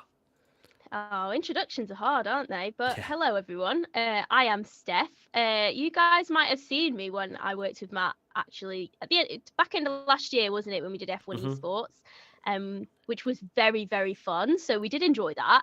But I am also a presenter within the motorsport world. So I was at a couple of Grand Prix towards the back end of last year. I was at Brazil and Qatar working for F1 and Saudi Arabia as well. And that was all very good. And then hoping, obviously, to continue that on this year and do some more exciting things. So hopefully this won't be the last time you see of me ever. And now you know who I am. Yeah. Now you know. That's the dream, to be seen again. Yes. Yeah, there you go. Actually, if you watch Drive to Survive, you'll see Steph's head in Drive to Survive. So, Oh, do you? How exciting! Episode 9. I Wow. recognise the hair. So yeah, there's a small clip cool. of you interview. I can't remember who it was now, but I was like, oh, Do you know that's what? My whole interview with Lewis actually was picked up by Drive to Survive. They were following Mercedes that weekend in Qatar. But I didn't think that. I was like, nah, I'm not going to be in it because obviously, no. I think I was talking. I tweeted out actually to everyone who was following me to send in some questions that I was going to ask Lewis, and I think I clocked onto the cameras when I was asking Lewis about whether we're going to get any Roscoe merch. So I was like, obviously, Drive to Survive have no interest in this. They're filming this and they're thinking, what the hell is going on here? What the hell is everyone talking about? So yeah, wasn't really expecting to make it in, but how nice! What a cool cameo to have. I'll put that on my I'll put that in my show reel. EP9, you can just put that in as your profile picture or something. Defo. What was the answer? Are we getting Roscoe merch? He says he'll think about it. Yeah. So maybe in the future. Amazing. There you go. So there you go. Roscoe merch coming soon to a store near you. We got Verstappen actually out there for all the Max fans who have been hoping to see the world champion out on track. He has set a couple of lap times. He's up to P6 already, 1.8 off what his teammate managed earlier. So it was a bit of about an hour lull before they sent out the Red Bull. So no real rush to get that Red Bull out either this morning or this afternoon. But thankfully for Max, they're out there. There's actually quite a few cars out on track at the moment. You've got Bottas, Tsunoda, Albon, Alonso, Russell, Verstappen and Vettel all out on track as we speak. So Leclerc pushing on as well. He's running the C2 tyre at the moment.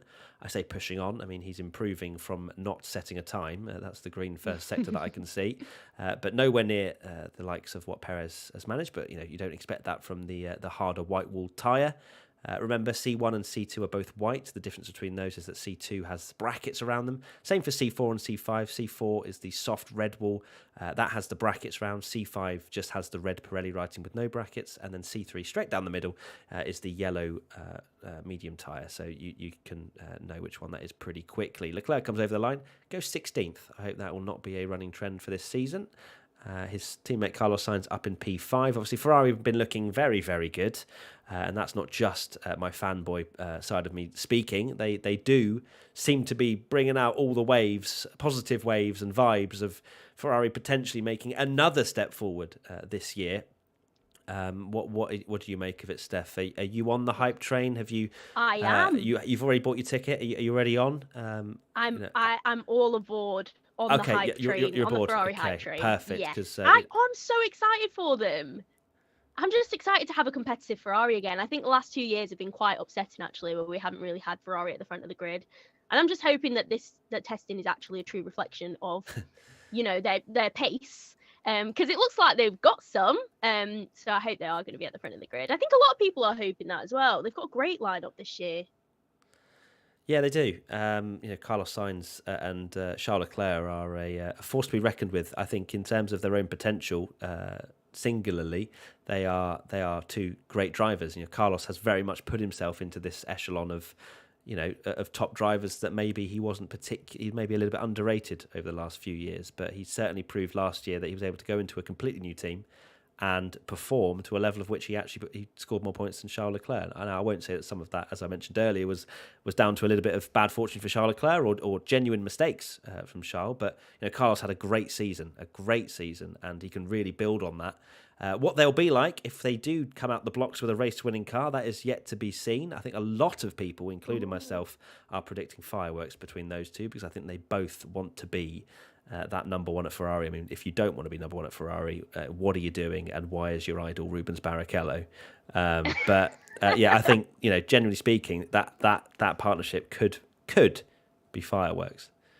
Oh, this could. It's going to be. I think we already saw towards the tail end of last year as well that once, what race was it? Saudi. I think it was Saudi that where they were battling very hard. There was team radios. Oh, come on, Charles, don't do this sort of thing.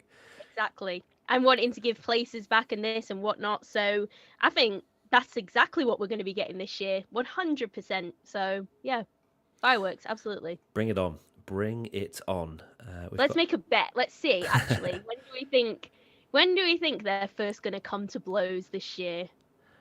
It depends if they're really quick. But I don't know. I think, the first few races are certainly the ones where you almost, you want to put those good performances in so that the team, backs you in a lot of ways. For example, if, Sainz has a bad few races, but Charles Leclerc wins a couple, already Ferrari's going to start asking the question, do we have to back Leclerc here because he's already got 30-point lead on Sainz? This is very hypothetical right now, but Saudi Arabia, I mean, it's just asking for trouble. So that's round 2. So I think that's a reasonable safe bet for something kicking off. Whether it's going to be between the two teammates, I don't know. But I'm gonna say Saudi. What about you? That's very early on, second race. Jeez. I was thinking more like Spain, Monaco. They were going. Well, they weren't really racing at Monaco. But there was obviously, which one of them is going to put it on pole, and then obviously that Charles Leclerc crashed in Q3 and ruined everyone's final laps anyway. So the answer was Charles Leclerc is going to be on pole. But yeah, Carlos definitely had the ability there. But I don't know. Yeah, I'm gonna go Spain, Monaco. Wow, time, like end Monaco. Wow, we're actually going to get racing around Monaco, are we? Who knows? Maybe into turn 1. Yeah, into turn 1. Maybe the hairpin is probably the only place where you're going to see some sort of dive bomb where it could go very wrong. Mick Schumacher we're seeing out on track at the moment. He's just come over the line. 25 laps completed so far for Mick. He's moved himself, I would say, up. It is technically up to 15th place in the Haas. We haven't seen any glory runs so far today. Magnussen 5.5 seconds back after his morning session. And we've been seeing, if you haven't tuned in this morning, fair enough, I understand it is a Saturday. We've seen a few porpoising issues with certain cars, Carlos Sainz, Fernando Alonso. Those two in particular were, you could see some extreme bouncing up and down. Like, it was ridiculous you can clearly see that Formula One teams are testing out. They're testing different setups to see where they can get away with porpoising, where they can, if they're gaining a lot of time, they will see how much the driver can take before his head falls off, basically, in simple terms. Ideally, that wouldn't happen. Ideally, it won't happen. Ideally, we won't get to that point. But I can imagine there's a lot of headaches, a lot of sore necks going on. Definitely. In the paddock. Especially for Lando. Yeah, I mean, he's been 3 days, Yeah, he hasn't had any rest. The rest of the wicked. Yeah, I mean, he hasn't had any rest, but McLaren themselves have helped him with a little bit of rest by having problems. So I don't know if that's helping. No, but it's given him some kind of respite because he's had to watch his McLaren suffer with these brake issues. But he's not out there at the moment, which is a shame for Lando, because how many laps has he done today? He has done 45 laps. So not really on his way to a century of laps, which I would say I've kind of just made up as the kind of target goal for teams. If you break 100, you've had a great day. Yeah, and over the course of an 8-hour session, I think that's kind of decent. Yeah. It's a good marker. We had Tsunoda yesterday did 120. We had Perez on the first day did 138, all on their own. So it's possible. I think if we're under the sort of 50, 60 mark, it's a problem. In the game. Yeah, exactly. Alfa Romeo, Valtteri Bottas. Alfa Romeo, I don't know if I said that right. I think I just combined the words. But Valtteri Bottas just running a little bit wide at turn 8. I wonder how he's going to do at Alfa Romeo. It's an exciting opportunity for him, isn't it? Oh, definitely. Do you know what? I keep forgetting he's on the grid. I keep forgetting he's there, which is so bad because I really, really like VB, but I don't know. Because he's been in a Mercedes for the last 5 years. I just like, oh, that's Kimi in the Alpha, because you just assume that it is, but it's not. Kimi's not here anymore, and actually that's hurting me a little bit. Yeah, it's. I mean, Kimi, would we notice he's really gone though, because he was one of the quietest, if not the quietest character on the grid. He didn't make much noise, did he? But it's a shame that Kimi's gone. But it's good to still have the likes of Vettel on the grid, Hamilton. I mean, Raikkonen holds the most amount of races, which is, let me do this on the fly. He has like 330 or 349, I think it is. Oh, why is it not easy to just... let me click on that. Right, Kimi Raikkonen bio. The reason I'm doing this will become clear very quickly. Race starts 349, and he finished 42 years old. Max. But look at Fernando's as well, though, because he's going to beat it this year. I think quite high. I think he might beat it this year. But the thing I'm getting on is I think he will beat it. But Max Verstappen has already racked up, and he's 24, and he's raced in 141. 141. 141 starts already.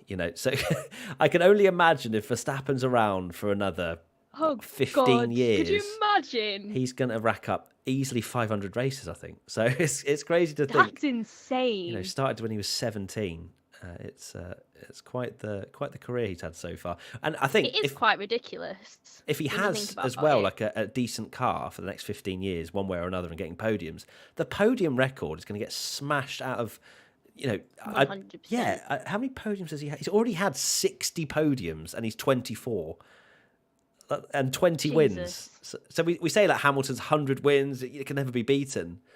I think give Verstappen 10 years in this sport, and we could see some ridiculous statistics. Yeah. I think there are some statistics that he's going to absolutely smash out of the park. Like, well, obviously we're not going to see anyone younger started in F1, so he's obviously going to have that one. Most podiums, yeah. I think some of them are quite difficult though, because like the whole point of these regulations is to make things more competitive. So if Max Verstappen is still able to clock like between 7 and 10 wins a year, then I don't think the regulations have really done their job. Yeah, fair enough. See, it seems like it would be a failure to me. Yeah, they have to try and keep it close, but somehow Mercedes have won the last 8 titles, so there is an element of trying to change it, but the team's still getting it right. And Verstappen makes a lot of difference as well in the car. So I do wonder what, well, to be fair, at the end of his career, I don't even want to think about how old I'm going to be at that stage. But it's exciting for Verstappen fans that, he's going to smash that podium record. He could beat Hamilton's podium record in 7 or 8 years, which is insane. Oh yeah. Especially if you're finishing first and second, like he did last year in every race he wasn't hit. It's an insane stat to have had in 2021. Not that anyone likes to talk about 21 anymore, even though I feel like we should still reflect on what an incredible season it was. So we've got Verstappen, Alonso, Norris, Mick Schumacher, Yuki Tsunoda, and Valtteri Bottas out on track. 6 cars on the Bahrain International Circuit at the moment. We've got Verstappen warming up his tyres. Got a bit of flow viz, I think, on that Red Bull as well. Is it on the side pods? Is there? Yeah, there is indeed at the back of the side pod. There is some flow viz. So anything else, Steph, that you've kind of noticed, or any sort of particular points over these last few days that you'd like to talk about, comment, discuss? Actually, on the topic of side pods, it's been a bit intense, hasn't it? The controversy with Mercedes' skinny little chassis now, and their lack thereof side pods. And Red Bull's also brought an update today to their side pods, and it's much more sculpted. So it's clearly working out because Checo is top of the timings, and obviously we're going to see what Verstappen's about to do. He's on an outlap now, just kind of warming up. But it seems like whatever the upgrade is that they've brought today has seemed to be working quite well. Yeah, well, we will find out next weekend. As much as people like to question it, a lot of people come into the chat. Oh, why are Mercs so slow? Just you wait. Just you wait and when they see. Actually turn on the engine, then we will see the true pace of what that Mercedes has managed. And I think as well, if we get to next weekend and Mercedes win or qualifying pole by over a second and destroy the opposition in the race. I think we might hear from Christian Horner and maybe a few other teams about the spirit of the regulations, which is something that came out on day one, potentially quoted, not quoted from Christian Horner, because right now the teams don't really know which way to go in terms of the best philosophy. That's why we see so many different designs. Verstappen's come over the line, C2 tyre on that car, and he's gone P3. That is 1 point. I can't quite see because it's blurry. 1.362, I think that says. I don't know why it's gone all grainy all of a sudden. But yeah, 1.3 seconds back from Sergio Perez. The only driver between them, Guan Yu Zhou, silencing all the haters. Absolutely love it. Someone asked me to summarise what has gone on over the, recap what's happened so far, says Hamza. I'm going to go with not a lot today. There's not been the same amount of red flag chaos. We had a planned red flag, which is not exactly the most exciting thing when they just fly the red flag to test the systems. They had a practice start, which they didn't balls up today like they did yesterday. Apart from that, obviously, Zhou was leading the timings on the for the start of the morning for a little while before Perez went and crushed his hopes and dreams. We've had Daniel Ricciardo having COVID, not being able to do any running for McLaren, so Norris has had to do 3 days in a row. Every other team has split it, of course, between their two drivers, apart from Norris. So we're going to see, hopefully, 19 lap times on the board. Ocon is the only one not to have set a lap time at the moment. George Russell has just started a flying lap using DRS. So getting my hopes up slightly that we're going to see Mercedes at least press the throttle 30%. He runs very wide as if he wants to go back to the Bahrain outer circuit, which I don't think he really wants to revisit after 2020, after those memes that I'm sure he's tried to erase from his brain. But no, he's 6 tenths down on Perez, so nothing exciting going on there. Which team, Steph, do you predict will make the biggest leap forward this year? Ooh. Oh, Ferrari, I think. Yeah. Because they're going to go from, they came third in the end in the Constructors. They did, yeah. They're going to go from third to okay, maybe not that big a leap, but I do think that they'll be really strong this year. Williams. I believe a lot in Williams this year. That's my final answer, actually. I think Williams are going to go from, I think they were 8th in the end, weren't they, last year, to maybe, 5th or 6th. Yeah. I think they're going to be good. Yeah, you're vibing with a bit of Williams. Okay, interesting.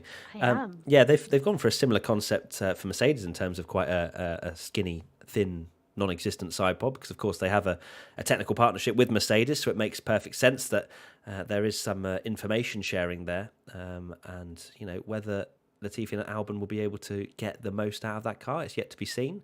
Of course, both drivers have had small struggles, to say the least, against their teammates. I'd like to see Albon, if he really wants to, mould a career for himself in Formula One, he has to take control of that Williams team. He has to destroy Latifi, let's be real, and shape that team around him. And then puts himself in good stead for moving forward. If Williams isn't a great car for the next few years, then maybe we get a bigger team signing him back up. But until then, Albon needs to put his foot down, not be so nice, because he is a lovely guy. Get a hard exterior and just boss people around. That's what we want to see from Alex Albon. Because even if he does boss people around, he's too nice to actually seem like he's really bossing people around. So he has to go almost too far. You know what I mean? For Alex Albon to actually come across too far, and then it will be and then it reins it back. Enough. Yeah, exactly. You get me. Did Katie get fired? No, Katie did not get fired, Giancarlo. Katie is busy doing editorial stuff. She's also covering for Tommy, who's on holiday. So she's doing social graphics as well as sort of managing the WTF1 website. So there you go. Just so you know, Katie, don't start saying Katie's got fired. She'll be like, "What? I wasn't here for one stream, and all of a sudden I'm fired." That's not how it works. She was here between 7 and 9 this morning, bless her. And as I say, now she is working on some articles. Just over 2.5 hours remaining, and destroying Gotifi is non-existent, says Aswath. Okay, fair enough.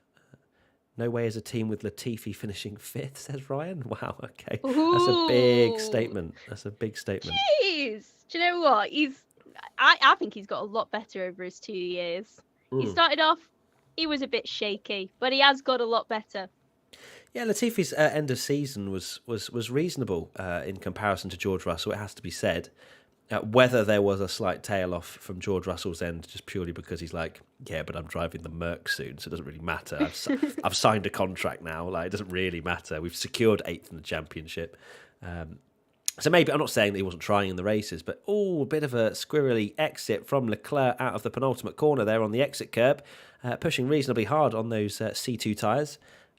But yeah, I wonder if there's, he just looked a little bit better because George just took off a few percent at the end of that season. Similar to maybe Danny Rick and Lando. Lando had a pretty mediocre end to his season, and Danny Rick was very much on his pace. I'm trying not to take anything away from Danny Rick and Latifi, but there are also other reasons and explanations. There are many factors. Yeah, exactly. Yes, that we have to consider when discussing Nicholas Latifi. But I think I love Latifi. He's a lovely guy. He's loves so his cute. Nutella. And Loves Nutella, yeah. Surprised he hasn't got like a full brought in a title sponsorship for Williams that is Nutella Racing or something.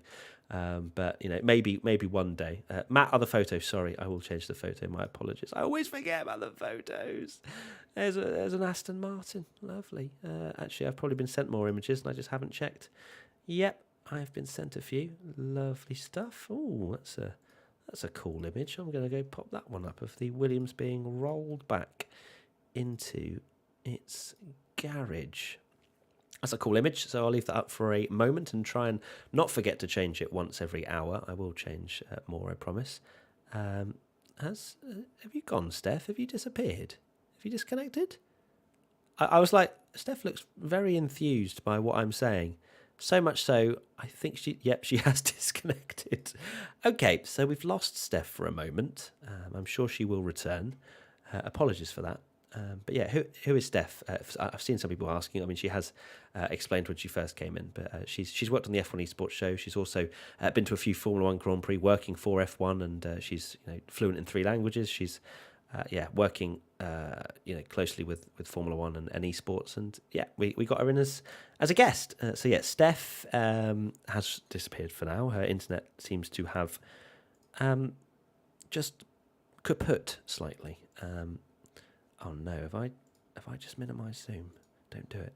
For those that watch the podcast, you know what I'm like with minimising Zoom. But oh no, I've minimised Zoom. Oh god, right. Actually no, I think I've ruined everything. I need to end that and start again. Good stuff. So as you all know, I am absolutely horrendous with technology, especially on the fly when doing it. So let me set up a new one just for Steph. Invite, copy invitation, lovely stuff. We'll get her back shortly. Whilst that's happening, George Russell was out on track, as is Verstappen, Vettel, Alonso, Tsunoda and Leclerc. Lots of action going on in this final afternoon of testing. Let me quickly send this over to Steph. Right, I've sent that over to her. Hopefully her internet will fix shortly. Until then, we are going to have a look at the Race Live Media Hub and see what is being said over there. The RB18 is out on track with lots of flow vis at the back of the side pods and the floor. So good to know about that. They're still testing out the airflow and the flow structure even through the car. And particularly, I imagine, testing to see how well that side pod is working at the hands of Max Verstappen. Is there any more? So there's a few new bits have been bolted on, apparently. That Perez topped the session with earlier in the morning. So they've been changing a few bits around on that Red Bull, apparently. So just keeping you up to date there. No, Steph still isn't back. Keeping an eye on that. But Matt, from your fanboy self, can we have thoughts on Ferrari and their customer teams being title contenders? Well, I think the only one that's going to be able to do that is Ferrari themselves, personally. I don't think Haas or Alfa Romeo are going to have any sort of chance to do that. I know Zhou is P2 at the moment, but I think Ferrari, they are the ones that create the bits. They are the ones that mould it around their own car. The customer teams have to fit it into their own philosophies rather than having that detailed input into how the parts are made and whatnot. So Vettel comes over the line. I was going to say, speaking of engines, but either way, Vettel's come over the line and it's gone third fastest. 0.9 of a second back on the C3 medium tyre. Max is number one. What a clown. Why is that? Why does that make him a clown? Like, I would run the number one if I was him. Speaking of Max Verstappen, fastest in the first sector on the C3 medium tyres. Perez, I believe, set his on the C4. So a step softer for Perez. But Verstappen has gone fastest in the first sector. And I say that, when it's purple, we go in with the commentary. So welcome along to the middle part of this lap with Max Verstappen. He's going to go through the middle sector. Is he up on Sergio? Oh, he's half a second up on Sergio Perez. He's half a second up on Sergio Perez. We've only got one corner to go for Max Verstappen, who is absolutely destroying the opposition at the moment. Fastest in the first sector, fastest in the second sector. Will he make it a clean sweep of 3 purple sectors? He drives towards the line now. Max Verstappen sets a 1 minute 32.645. It is not a clean sweep of purple sectors like we want to see. It just for your own sort of benefit and not to be annoyed by not 3 purple sectors. 2 purple sectors, and it's 4/10 clear at the top of the timesheets on the C3 tyre. So that's a solid lap from Max, 32.645. And I believe Steph has returned. Let's see. Has Steph returned with working internet? Let's have a look and see. Is Steph back? We've got your name, but we've not got... There we go. Hello, Steph. Can you hear me? Hello. How's your internet doing? I think she's better now. I've come back. I'm alive.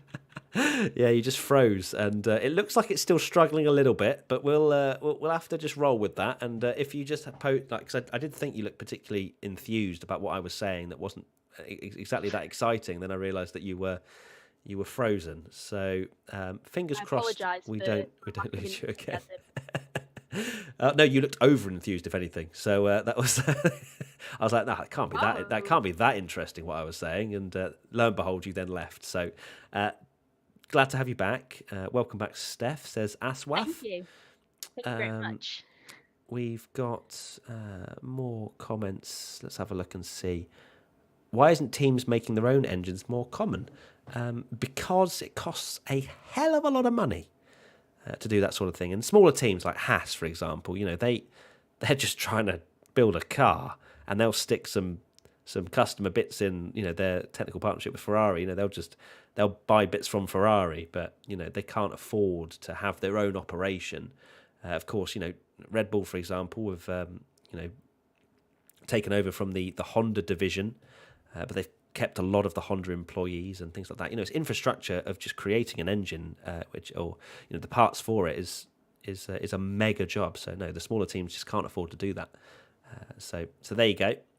And Red Bull's been in the sport for God knows how many years, and it's taken them this long to actually finally open up their own engine division. So yeah, Haas being here for what is it, like 6-7 years they've been here? Yeah, 5 or 6, I think. Yeah, they've been here longer than it feels like, Haas, but they've had their moments, they've had their good results. They had an incredible result, I think, for their debut in Australia, and it's kind of just gone downhill since then. And they know how to build a car in certain seasons. It just didn't work out for them in the last couple. Here's George Russell. He is on the medium C3 tyres. I don't expect this to be lighting the world up, and shock, nope. Mercedes are not pushing in the slightest. Update timings. Okay, give me a moment. All right, there we go. Does that update? Hopefully it does. If not, then it hasn't updated fully for you. But there you go. So we've got Verstappen, Russell and Bottas out on track. Bottas and Russell, of course, Russell taking Bottas's seat from last year. Bottas going to Alfa Romeo. being given a multi-year deal, has Valtteri. So hopefully he feels a lot more jolly. I think he does genuinely feel and look more relaxed than what we've ever seen Bottas before, at least since his Williams days. I saw an interview with him and he was joking around and he was so excited by the whole project. It just, it's a feel-good thing for Bottas. It's almost like when Kimi Raikkonen went to Alpha. It's just, I mean, Kimi obviously didn't show the emotion, but it's just a bit of a jolly. You're having good fun. You know that the team will be around you, and that you're all working for that collective goal of moving up the grid, rather than having that intense pressure of you've got to beat Lewis Hamilton, you've got to win every race, you've got to be there, or it's a disappointing performance if you finish fourth compared to your teammates first. It's a brutal sport, to say the least, and so good to see Bottas in better form. There's a replay of George Russell going wide at turn 4.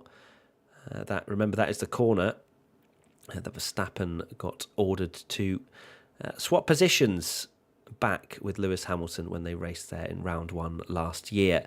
Bottas has just crossed the line. He's set a 38.8. It's come up as an improvement. He's not improved where he is on the leaderboard at the moment. He's still 18th and not exactly making any sort of hay with his particular lap times at the moment. So, no waves being made from Bottas at the Mo. Do you know what? I do think that once Valtteri gets a hold of that Alfa Romeo, he'll be able to do quite good stuff with it, because he's a fantastic qualifier. He's got great qualifying record. So I think he'll be getting consistently into Q2, maybe even a couple of Q3s up in here. Yeah, I agree. His qualifying was very good. I think he obviously tailed off a little bit last year. I'm not sure exactly. I'd love to know what the reason was for Valtteri's sort of drop-off in form last year. Maybe it was just the pressure got too much. But he is a great qualifier. On his day, he's as quick as Lewis Hamilton, which is a pretty good thing to have on your CV. So I am looking forward to seeing what Valtteri can do in that car. It's also a great opportunity for Zhou to silence the haters. If he's a tenth or two off Bottas, that is something you'll definitely take, because Valtteri, as we say, rejuvenated, feeling better. He's probably going to drive better as well. The minute he signed that Alpha contract, he was he won in. Did he win the sprint race in Monza? I can't remember where. Something like that. But he started performing well as soon as that pressure was lifted off his shoulders. So I fully expect him to have a really good season. He was great at Williams as well before he went to Mercedes. Yeah. It almost when feels he was like young a bit like and free. Yeah, exactly. When he was much younger and probably feels a lot older now after the intense pressure of Mercedes. But it's almost a similar kind of curve somewhat to maybe Pierre Gasly going to Red Bull. I wouldn't say Bottas's career in Mercedes is the same as Pierre Gasly, but having that kind of pressure on you, not being able to perform, but then when the right team's around you, it can work wonders. Definitely.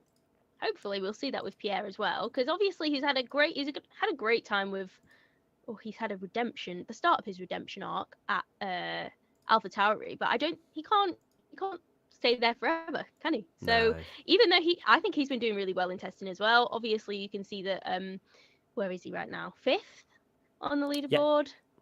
Yeah, there's a lot of pace actually. AlphaTauri's been one that's been quite bad with the porpoising. Have you seen the shots of Pierre going down the straight? It's just like bump, bump, bump. It's been aggressive. Quite a bad one. Yeah, but no, I've got good hope actually as well for AlphaTauri this year, because they did really well last year. They're going to continue that trajectory. I've got a lot of faith in a lot of teams this year. I'm like, everyone's going to improve, but not everyone is going to move up. Somebody's going to have to go down.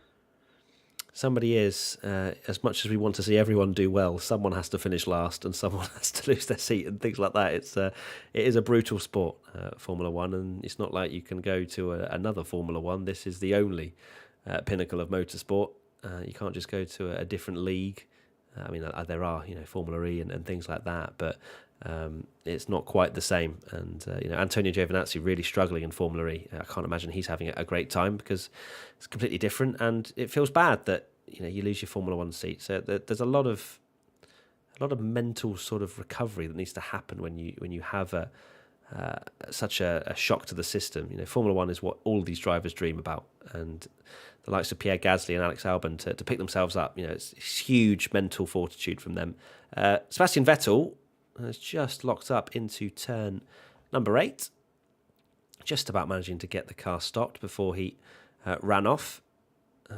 And Vettel in that Aston Martin up in P4 at the moment. Charles Leclerc, is he going to start exciting me in that Ferrari? Up to P5 for Charles Leclerc. 34.059 on the C3 medium tyres. Can Ferrari do any sort of glory run that makes me very excited? But Verstappen with that medium tyre run at a 32.6 is starting to get into the territory of, okay, all right, you're turning things up a little bit now. I like to see it. Whether we're going to get anybody close, because right now there's no team that's got within 1.3 seconds of what Red Bull has managed. So I'm hoping we get to see more of that. Mm-hmm. Yeah, it's quick. It's very quick. Half a second quicker than what we saw, or just under half a second quicker than what we saw earlier from Perez. And then the quickest time after that was Kevin Magnussen, who's still in the top 3 as fastest times of the week. It's where he belongs. Where he rightfully should be. Yeah, it's great. It's a great recovery from him. Let's take a look at the times then, and I'll run you through the leaderboard for those that are joining or listening via audio, or not listening via audio, but only listening to the audio. Verstappen is fastest on a 32.645 on the C3 tyre. He's done 12 laps so far this afternoon. And then it's Perez, 133.105, C4 tyre, 43 laps completed.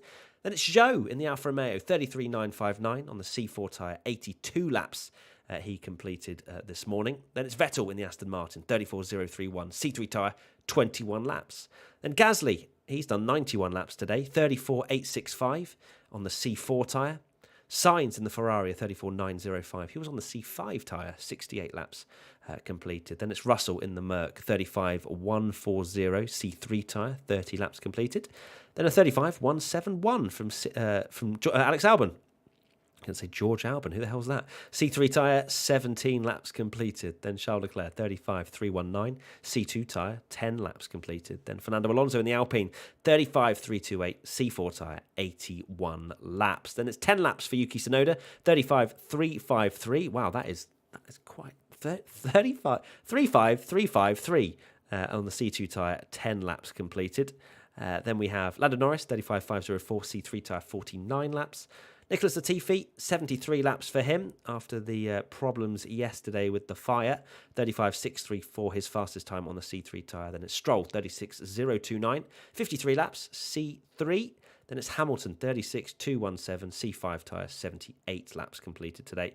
Then Mick Schumacher, 30 laps, 37.403, C3 tyre. Magnussen, the penultimate driver, 38.616, C2 tyre, 38 laps completed. And finally, Valtteri Bottas, who is 6.1 seconds back. Actually, no, he's less than that now. 39.482 is what I've got down here, but I think he's improved since then. He's 6.1 seconds back, so I'm going to say he's done a 38.7. On the C2 tyre, 41 laps completed. George Russell is on an improvement out there. He's on the C2 tyres, but improves to P6, 34.223. So there you go. There's the rundown of everything you could possibly need to know from testing. Thank you for that. That was a good rundown. Thank you. It's a lot of words, a lot of numbers. Probably read out Good about job. 3 different things wrong, but look, we move. George Albon is a new driver, apparently. So do you know what? We could combine the best parts of them. Yeah. Make a new F1 driver. A super driver. Yeah. There you go. That can work. There's actually, interestingly, some work going on that Red Bull that the mechanics are deciding to stand in front of and do a little human shield in front of the front of that Red Bull. Verstappen's car being worked on. 2 hours, 13 minutes to go. And we can see some corner analysis at turn 14, which I believe is the final corner. And Verstappen 0.15 of a second quicker than Perez. Russell even. So Verstappen is later on the brakes and quicker out the corner. So well done. Well done, Verstappen. You win. You win everything. Congratulations. Well, he did win. He did win the championship. He really did. C2 for Russell, question mark? Yes, Daniel.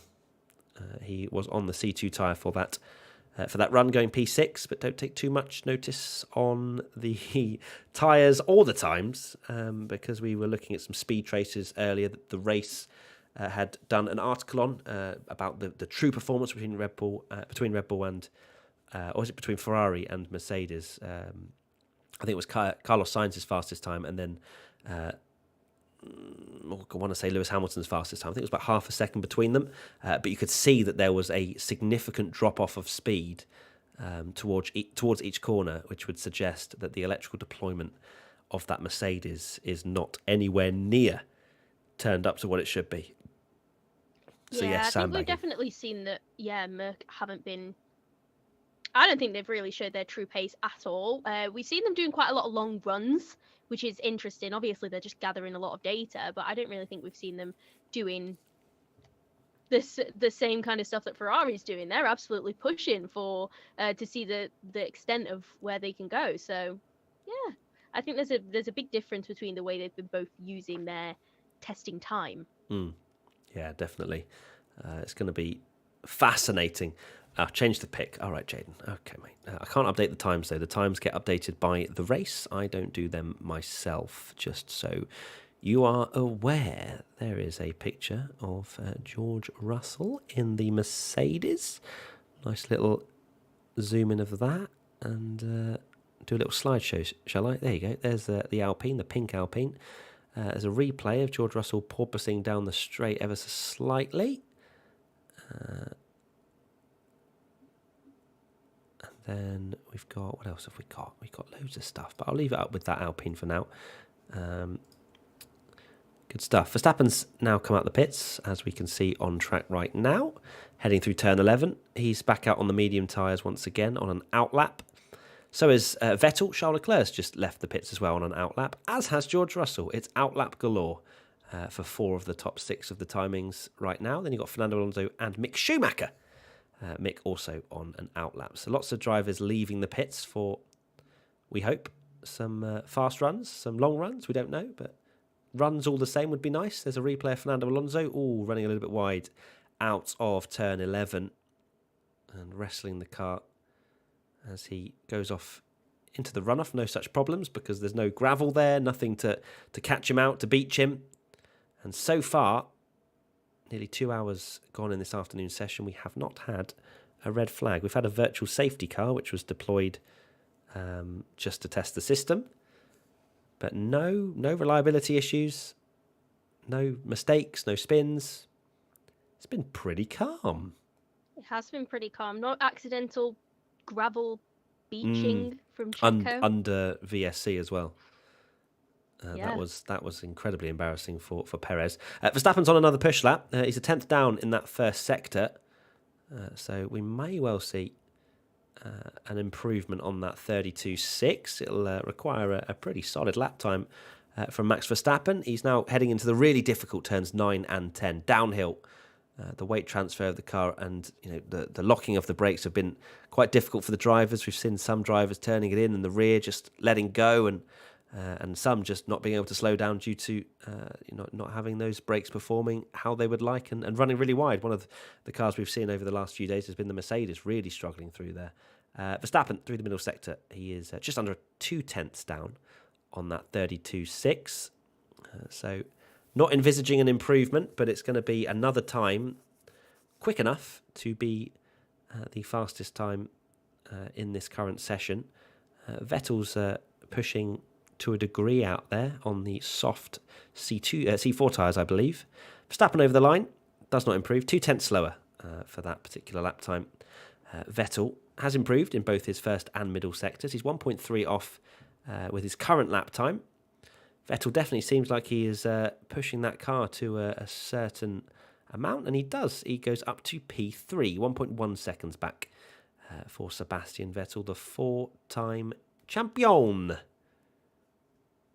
Oh, it's good to see him getting back up there, isn't it? I know it's only testing, but the Aston has been a bit of a worrying car. It hasn't really looked very stable in the hands of either Sebastian Vettel or Lance Stroll. So the fact that they seem to be getting a bit more of a handle on what's going on with that car is definitely positive for their testing and gathering their information. So they must be transferring whatever data they're getting from all of these testing runs and managing to make improvements on setup or whatever they're doing. So that's definitely good to see, because Aston is a team that I'm worried about this season. Yeah, I think there's a lot of oh my days, Mick Schumacher absolutely clobbering the curb at Oh turn my 10. days. That was a little bit too much curb for Mick there. Maybe pushing after seeing his. Oh no, that's really wide. That's really wide. Oh my goodness me, he was pushing very hard. Was Mick Schumacher, but the Haas just did not want to respond, and yeah, quite a scruffy lap from Mick there, getting turn 10 wrong, then getting turn 11 wrong as well. We're going to see turn 11 again. Just took too much speed in, maybe a little bit distracted by the Red Bull on the inside. And that was his lap very much ruined at that point. I don't think he was going to be going to the top of the timesheets either. And he does actually go ahead of Lewis Hamilton. So that's a big statement from Mick Schumacher. Goes to 15th. Displaces Lewis Hamilton. Which is, it's a phrase. You could just take it out of context. Be like, yeah, well, I beat Lewis Hamilton today. So I said some words, yeah, whether you want to believe them or not. Yeah, I will be putting that up on my wall. Mick Schumacher beats Lewis Hamilton in another session. So you're welcome, Mick, for the hype. This is for the vote of confidence. Yeah, look, I just want to see what Mick can do compared to Me too. K-Mag this year. Sonoda's out there as well, down towards turn 1. He hopefully is more physically fit this year, Yuki Tsunoda, after admitting that he was probably in worse shape than his team boss last year, which is quite the statement, because he absolutely despises working out. And he just does not like doing that side of things. You and me both, Yuki.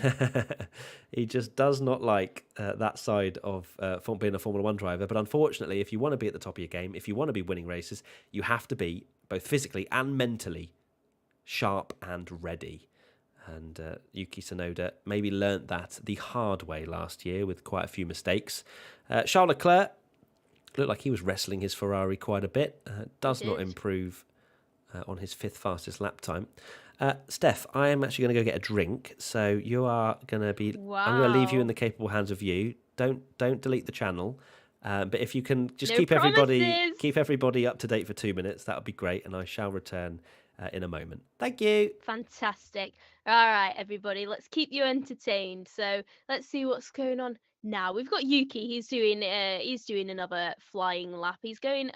He's just done a green sector 2, so he is improving on his lap time, and he's currently in P11 behind Fernando Alonso and is moving faster. So I guess we'll see how quick this time ends up being.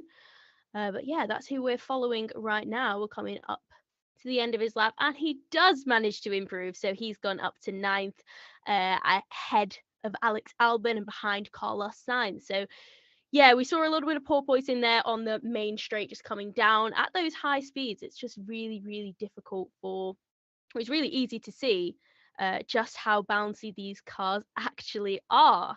So yeah, quite an interesting one there. We're seeing some mechanics working on Max Verstappen's Red Bull car in the pit lane and seeing whether he will go back out, but it looks like he's going to be in the garage for a moment. So yeah, just keeping you guys updated. How are you all? Let's see in the chat. Somebody asked me who's my favorite team. I do not have a favorite team. I love everyone, and that is a huge problem with Formula 1 because it turns out you can't support every driver and every team on the grid. I'm rooting for 20 drivers to win the race. How does that work? How does that work, guys? Tell me, how does it work rooting for 10 different teams, rooting for 20 different drivers? It doesn't work. But yeah, in the house we've got lots of different favorites. So my dad is definitely a Merc fan. My brother, Mercedes, McLaren. So yeah, we're very diverse in this household, shall we say. So yeah, I also don't have a favorite driver. You guys are all asking. You guys are all asking so many questions. I don't have a favourite driver, unfortunately. But I do obviously have a soft spot for Hamilton. It was very, very exciting when I got to interview him in Qatar. That was really, really great. But my all-time favourite F1 driver is Daniel Ricciardo. It's not Daniel Ricciardo. It is Jenson Button. He's the driver that I first fell in love with when I started watching F1. And one of my other favourite drivers this year, Mick Schumacher, is on a flying lap right now. So we can see that he's going, I think he's just finished that flying lap and he's gone up again. He's displaced Lance Stroll from 14th and he's done a 1:35.6. So he's making some moves up there. I'm very excited to see the difference that we're going to get between Mick Schumacher and Kevin Magnussen, because obviously Kevin's got a lot of experience within Formula One. He has had a couple of, just 1 year out, actually. He has just had the 1 year out. So Have attend. I guess we'll have to. I was just talking about who's going to win out of Kevin Magnussen and Mick Schumacher, because Mick has gone not fastest. He's gone faster. My apologies. So yeah, I was just wondering which one of them is going to come out on top, because Kevin's got the experience, but Mick does have the absolute the pace. So I think it's going to be a close one between the two of them this year. I'm very much looking forward to it. Yeah, it's going to be an interesting. I wouldn't even say rivalry. I think those two definitely have to work together in order to pull this Haas car out of the trash, really, because last year was a disgraceful season from Haas. They just didn't bother. This is the year, so they have to work in harmony, both Mick and Kevin. And I think for me, it's difficult to say because Mick Schumacher, as I've mentioned, I think maybe this morning, if you guys have been tuning in, that Mick has always taken a year to warm up to a formula, but with these new regulation changes, I feel like it might just mean that Mick still needs a year to bed himself in. Maybe he'll adapt as a driver as he gets older and doesn't need that year, but or not that he'll be moving many other series after that. But I think Mick will probably get beaten by K-Mag this year. That's kind of the feeling that I have. Yeah, I'm just being kind of realistic in my own head. As much as I'd love to see Mick Schumacher doing well, and then I have a real big problem if Mick Schumacher goes to Ferrari alongside Charles Leclerc, so I'll have absolutely no idea who I would support. That's a hard one for you, actually, isn't it? It's a very hard one. I've got on one side, I'm a Michael Schumacher fanboy through and through. I've literally got I've got how many? 1, 2, 3, 4. Yeah, 4 photos in this one office alone of Michael Schumacher. Wow. But then on the flip side, Charles Leclerc. He's my sort of more recent fanboyism.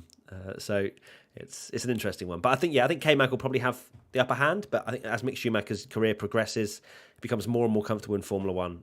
We will hopefully see some of that Schumacher racing, just brilliance that we've seen so much of his dad, and also Mick, in Formula 2 and Formula 3. So yeah, fingers crossed.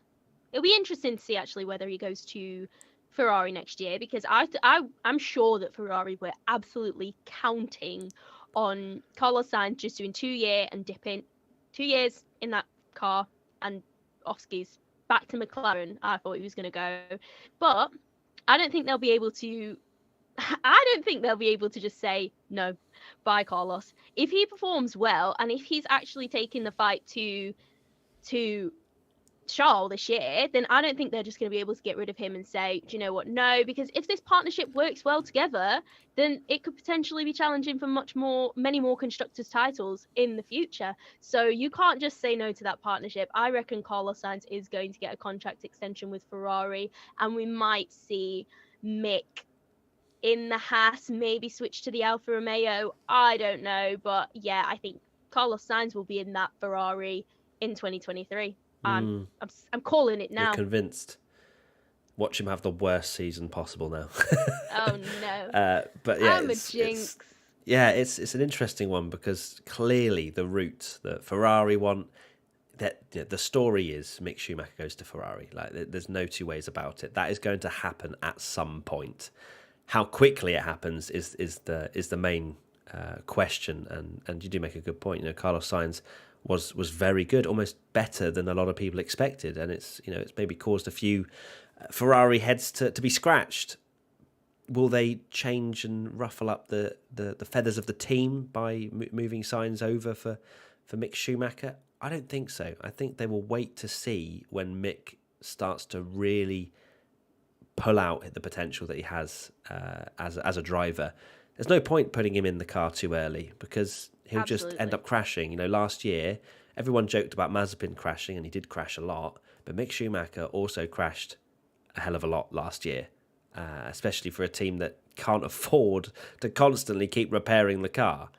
So I think there's a couple of years yet till Mick Schumacher goes to Ferrari. He needs to prove his worth as much as he is a Schumacher. That doesn't automatically give you a Ferrari seat. So, yeah, I agree. I think Sainz, as long as he performs like he did last year and improves on that and builds on that, yeah, I can't see him being replaced just yet. So it's a good. Well, if he beats Charles Leclerc again, how can you justify that? Yeah, well, yeah. If he beats Charles 2 years in a row, and there's a clear thing that Carlos is actually almost getting better as he goes, it's gonna cause some interesting conversations at Ferrari, that's for sure. Yes, it will. I, for one, can't wait. I want to be a fly on the wall for those conversations, definitely. Absolutely. What have we got in the comments? We're on board with Valtteri Bottas right now, actually. He's about to go out again. I think he's doing a standing start from the edge of the pit lane. What I really enjoyed, actually, about the end of the session this morning, when we got that standing start with 4 drivers. Yeah. Fantastic stuff. Just seeing so little drivers on the grid, and Crofty was doing a little bit of a commentary practice of the start of a race, which I, for one, I can't wait to hear. And it's lights out and away we go. I'm ready for it. We've had this winter break. We're back with testing, but racing starting next week. It's just I'm so excited for it. I know you guys can feel my excitement. I know you all feel the same way. There are obviously some people that are like, oh no, I'm not ready yet. 2021 scarred me too much, but I guarantee they'll all be watching round one. Absolutely. You just are going to be watching it. Don't even try. Everyone who vowed they were never watching F1 again, you can't stay away. Don't lie to yourselves. Do not lie to yourselves. So right now, out on track, we've got Sebastian Vettel on an outlap. We've got Tsunoda, Norris, Latifi and Valtteri Bottas, as mentioned, are the 5 drivers on track at the moment. Lando, obviously working around those brake issues over the last few days.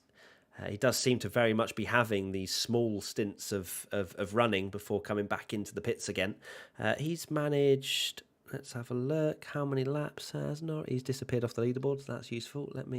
He is in 12th at the moment. Useful. 51 laps he's done so far. So for people, you can obviously see the top 10 on screen.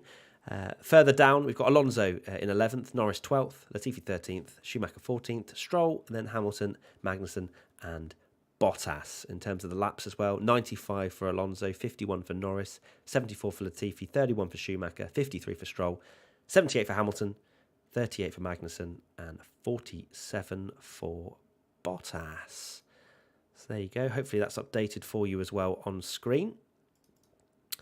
And keep the questions, keep the comments coming in, because very interested to keep talking about what you guys want to know, any questions that you have.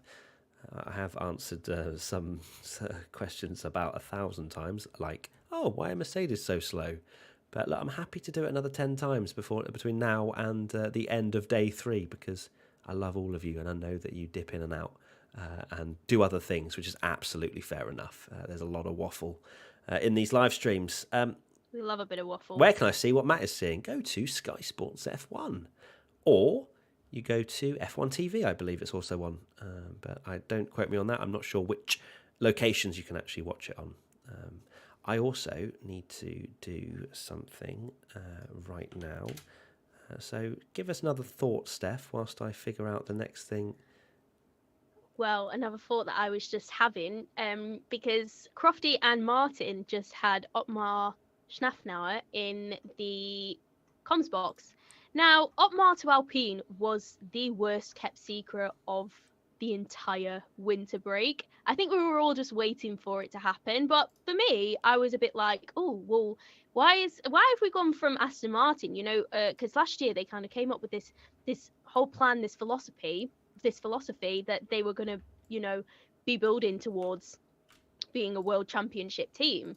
And I thought, you know, a big part of that was to have Otmar at the wheel as the team principal. And now he's gone to Alpine. So what does that mean for Aston? That's part of the reason why I am a little bit worried. They've done a lot of restructuring in the Aston Martin team this year and last year. So it's very maybe unstable. Maybe that's why we're also not seeing them necessarily at their best, because they have had that instability throughout this winter period as well. But could it be a strong point for Alpine? I would say absolutely. I think, I don't know if this is a hot take. Maybe it is. Fernando Alonso will retire at the end of this year, and Oscar Piastri will be in that seat next year, and then I do think Alpine will have a really, really good chance at moving forward within like the field. So yeah, I'm firmly on the Alpine hype train. I think it's going a lot slower than my Ferrari hype train. That one's full speed ahead, but I think in a couple of years Alpine will definitely be a team to watch. Interesting. Oh my hold on. Alpine Twitter. What's going on? Apparently something... Speaking of Alpine, we've got something being spoken about on Alpine Twitter. 1 second. Interesting. So in the spirit of offering maximum racing opportunities to our stable of young talent, we have agreed that McLaren may call upon BWT Alpine F1 team reserve driver Oscar Piastri in the event one of their drivers is unable to race. Ooh, so that's a little hint for Bahrain, isn't it? If Daniel Ricciardo isn't able to race due to having COVID, then Oscar Piastri is going to be in that McLaren seat. Wow. Interesting. Wow. I like that. I rate that. That's very smart of you, Alpine. If only you could have got Oscar Piastri into that Haas. That's interesting, isn't it? I wonder if that almost opens the door. If, for example, Daniel Ricciardo doesn't perform well either this year, for Oscar Piastri to be paved the way into a McLaren seat. I don't know. I mean, that's something I did not expect to be reading. So clearly, McLaren are taking all precautions as if Danny Rick isn't ready for the first race, which you'd like to think he will be, but it depends on his symptoms. It depends, there's all kinds of things, long COVID, symptoms that can carry on for, further than when you actually become negative. So, wow, Oscar Piastri. That is, what an opportunity that would be. Obviously, we want to see Danny Rick get better, but Oscar popping into... But we also want to see Oscar Piastri in F1. Someone replied to my tweet, Alpine just trying to get data on the McLaren car. I didn't think of it that way. Imagine that. Yeah, Oscar, go have a go in the McLaren. No worries. Yeah, come back, though. Come back, take some notes, take some pictures. Please. Yeah. How does it work? What's new? What did the floor look like? Imagine that if he actually got to go and do that. They'd just blindfold him when they go into the garage. Right, Oscar, this way. Right, this way. Okay, you're in the car now. Now you can take your blindfold off. Don't you dare look under the car. But don't look at the steering wheel. No, yeah, you're not allowed to look at the steering wheel. Not allowed to look at anything. Don't you dare. Just ahead. Yeah. You know where the shifters are. You don't have to look at the steering wheel. Do you know what? I'm sure these F1 drivers could drive blindfolded if they tried.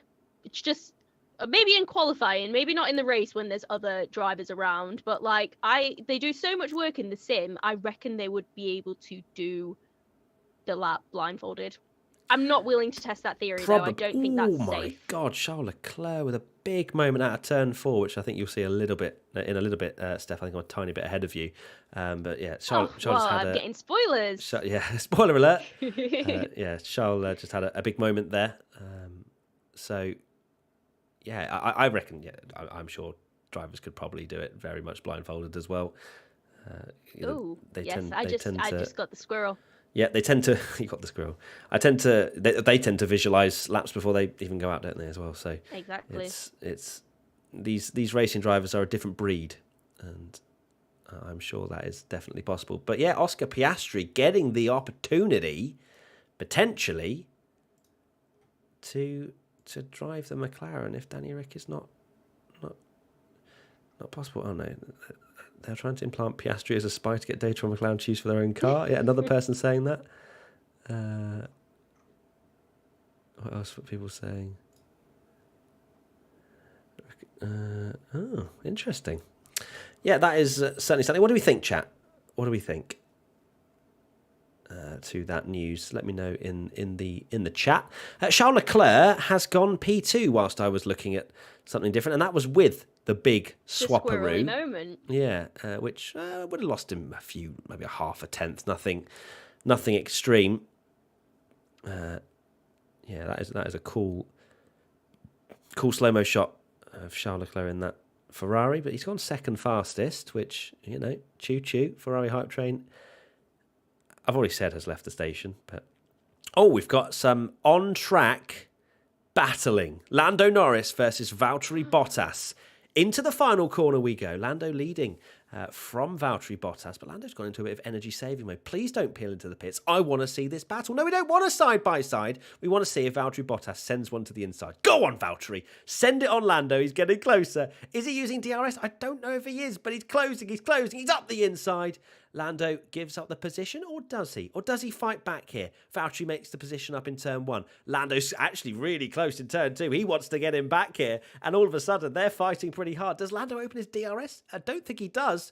Valtteri goes defensive on the inside. Love to see that in testing. And Valtteri and Lando having a great time battling. That's what we want to see. I want to see that sort of stuff. It's very exciting. I know. How exciting is it when we're actually seeing them battle again? It just makes me so excited for the race. We've only got beats the Stroll Alonso a week. Fight. That was Absolutely top tier. But there has been a few little ding dongs. We had Gasly and Hamilton this morning. They went for a bit of back and forth for a good sort of 3 laps, I'd say. There's an Alpine mechanic working with a magnum in his mouth. That is. Do you know what? It's hot in Bahrain. That's everyone. Hold on. We've got a big moment for Mick Schumacher. I think he's had a spin around the final corner. Has he hit anything? I don't think he has. Oh, no. It's a red flag. A red flag for Mick Schumacher. It was flown very quickly. He's now crawling to the pit lane. It looks like he's just had a spin, if I'm being completely honest with you. Out of the final corner, I would imagine he's run a little bit wide on the exit curb. It's unsettled the car, got on the power, and then had a spin. We would have seen that. Jack Aitken did that, if you remember, for the Sakir Grand Prix in 2020. Unfortunately, he hit the wall when he had that, but lost his front wing. But Mick Schumacher seems to be okay. Red flag, session suspended, cars to return to the pit lane. But Mick Schumacher, fortunately for Haas, how close was? Oh no, he lost it literally going into the corner. No exit curb whatsoever. Just lost it. The front end went in. Oh, he was changing something on the steering wheel. Oh, he went to start a lap and lost the back end. Oh no! Who did that? Oh no, Mick! Oh, he was so close to the wall as well. Got very lucky indeed. I swear someone else did that at that corner. Chat, you might have to help me out here. Anyone spun yet? Someone's just put in the chat. Yeah, Mick Schumacher about 10 seconds ago. He's been wheeled back to the pits. Just going to check it over, make sure there was nothing strange about why he spun there. He went into mode push. We saw it on the steering wheel. But thankfully for Mick, he is back in the pits. This is the first big moment of today. Yeah, it is. It's the first red flag as well. You were out here jinxing it. We've not had any red flags this session. Oh, well, look what you've done. Look what you've done. Because now we do. What a disgrace. But I was almost kind of doing it just so we got a bit of action. It was the anti-jinx. Okay. I see what you did there. Yeah. So we got a little bit of action, bit of a spin. But all good. Cars returning to the pit lane before they then will, I am assuming, pop the green flag. Yeah, the green flag, green light at the end of the pit lane is going to come in less than a minute's time. Fantastic. What What else have we got? Surely that's just a VSC. Well, James, they wouldn't make... Firstly, the FIA like to test these systems like the red flag system, etc., just to make it sure it all works on everybody's dashboards, etc., and the whole procedure is up to scratch. But also, they're not going to take a risk. They see a big cloud of smoke at the final corner. It's testing. They just fly the red flag. It's a simple thing to do. It costs maybe 5 minutes, even if there is just a spin like Mick Schumacher. You don't take any risks in testing whatsoever. And Mick had a spin at the final corner. He could be out of shape. You could have another car going round the final corner at racing speed. It's fair play. I completely understand why they would fly a red flag, as it is, as I say, just testing. My highlight of testing so far is when we go to the Alpine garage and see them all scanning ice cream. You mentioned the guy with the Magnum. Now I'm looking at I want a Magnum. It's a white Magnum as well. Absolutely they banging. They all have ice cream. So, yeah. I just love how he's got his ice cream. Someone's clearly gone, yeah, mate, you haven't actually finished that bit and we're about to go out. And he's like, right, I'll stick the Magnum in my mouth and then I'll figure it out. So here's the line board of Mick Schumacher. Yeah, I mean, it just went, which was a very strange mistake, really, because the car was reasonably straight. It wasn't fully straight, but he didn't exactly have like 90-degree lock on. And the car just went, nope. But as I say, thankfully for Mick, all good. We've got a green light at the end of the pit lane already, and Vettel and Bottas are back out on track. 1 hour 42 remaining. I feel so hungry because of that, says Vanch. Fair, me too. Oh, no. Me too. I'd like a Magnum. That'd be nice. Just seeing what else people are saying in the chat. Mercedes won't dominate, says defun-loving guy. Is that hope or is that a prediction? I think that's more hope, personally. I do think if Haas have another 0-point season and they finish 10th, that they will drop out. What are your thoughts about that? It's not going to happen. We're not going to see any no-point teams this year. You reckon? Everyone will get points. Okay. Yeah. Okay. I'm not cynical today. Fair. You're going with positivity. Hopefully. I mean, I don't think Haas is going to be so bad that they don't get any points. There'll be a race eventually, I mean, they were close in a race like Hungary last year. Yeah, when Bottas went bowling and took out 5 cars. Okay, I wasn't going to bring that part up, but I was going to say, Mick defending from Max Verstappen. Yeah, we want to see that. Red Bull front of the grid, Haas back of the grid. They can still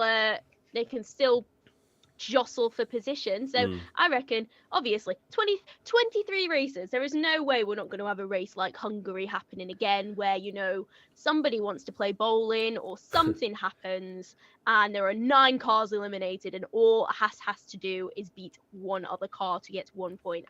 I'm absolutely sure. I'm absolutely sure that Haas is going to get at least 1 point this year. Absolutely sure. Okay. Absolutely sure, says Steph. Yep. We can revisit that at the end of the season. And Okay. I guess, the key thing is if Haas are, at the back of the midfield and they have representative lap times that they can set each weekend where they're not a second off the pace and sitting half a lap behind the rest of the field, then definitely there's a solid chance we will get a crazy race, or they could even do it on merit. But if they have a similar performing car that what they did last year, which I really hope not, then they will struggle. But hopes are that, of course, it's not going to be as bad. Especially Kevin Magnussen, P1 yesterday. Not that means anything. I definitely think that they could do it on merit as well. There's a lot of all of these teams are going to be struggling to get to grips with the new regulation. Every track that we go to is going to be a different. The cars are going to react in different ways. So there could be a race where we've got, a couple of midfield teams who are not performing as well. And it turns out that Haas managed to get it switched on that race. I feel like it's going to be very, very like that in terms of the teams are going to struggle one week and be great another week, and other teams will be able to capitalize on the struggles that the teams aren't really understanding yet. Even in the first half of the season, it's going to be completely just understanding about how these cars are working and how they perform on a race weekend. So I think that Haas is going to have a really, really good opportunity. Do you know what? Why am I hyping up Haas so much? I honestly think that that everyone is gonna do decently well this year. As well, Alfa Romeo, they were struggling a little bit last year. I think they're gonna be all right this year. Yeah, I guess we'll see. I almost think that Haas will be better than Alfa. Ooh. Wow. Yeah, there's definitely more of a chance with Kevin Magnussen in the car. Definitely. With the experience that he brings, and he's a solid driver. He's a podium finisher. He's proved that he can race, and it might take him a little while to get fully up to speed, but I'm sure that the Haas team will help him as much as possible. George Russell is out there in the Mercedes. It's becoming more and more normal every time I say that out loud, that he has indeed got that Mercedes drive. I pretty much forgot for most of the season because of everything that was going on, at least the end of the season, of course, when it was announced. Kind of forgot it was all happening. Even over this off-season, I was like, oh, yeah. Just kept remembering that George Russell is, in fact, at Mercedes driver and the teammate of Lewis Hamilton. It is such an opportunity for George to show what he is capable of. Not that we have already seen levels of it, but Formula One, it's a different kettle of fish when you're in a car that you're expected to win in, compared to a car that you're not expected to even get points in and outperforming or performing to the level that you should. Those two scenarios are very different. The pressures are completely different. You're either the hunter or the hunted. In the Mercedes, you are the hunted, and I think it's a lot easier being the hunter in cars such as the Williams. Russell is the second down on Verstappen's fastest time. He's on the C2 tyre at the moment. Charles Leclerc is trying to excite me. He's out there on the C4 tyre. Sorry, I think I said C2 for Russell. Russell's on the C4 tyre. Leclerc is also on the C4 tyre behind him, I believe. And we're about to find out, firstly, what George Russell is going to post. He improves his lap time. Does not improve his position, though, 1:34.025.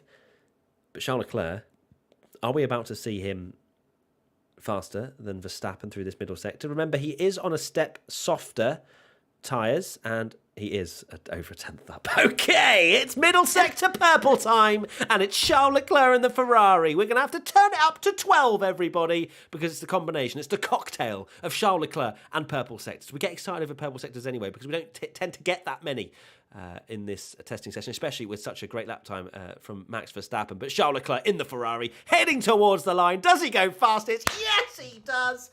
32.415. Thank you very much, Ferrari. World champions once again. Thank you, everybody. You may as well just pack your bags. I know that Charles Leclerc is on a step softer tyres, but let's not try and get realistic here. Let's get hype trainistic. That's now the word. And it's gone. Like, you can't even see the hype train anymore. If you didn't get on, yeah, I'm sorry. You're stuck at the station now. You can't get on anymore. Yep, so there you go. There's the energy, and probably the last bit of energy we're going to see for some time. Alonso's improving out there on the C3 tyre. I've been told to change the image, so I will. I'll change it to something else. Boom, there you go. There's a Mick Schumacher photo. I've also been sent a few more, actually, which a picture of Oscar. Oh, got an all cars pic. I'm going to pop that up because that is very cool. There you go. Boom, look at that one. That'll keep you entertained for at least 5 minutes, chat. So there you go. All right, Akshad, I've changed the photo. Relax. We've got my stuff now being interviewed at the moment. It's Brundle and Crofty in the commentary box, but cannot hear them. Alonso round the final corner.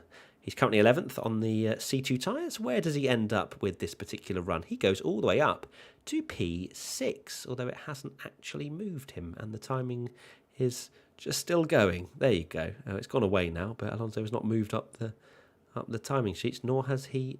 Wait, what? Does that say a lot? Oh, no, it says Alb. I wondered what that said for a second.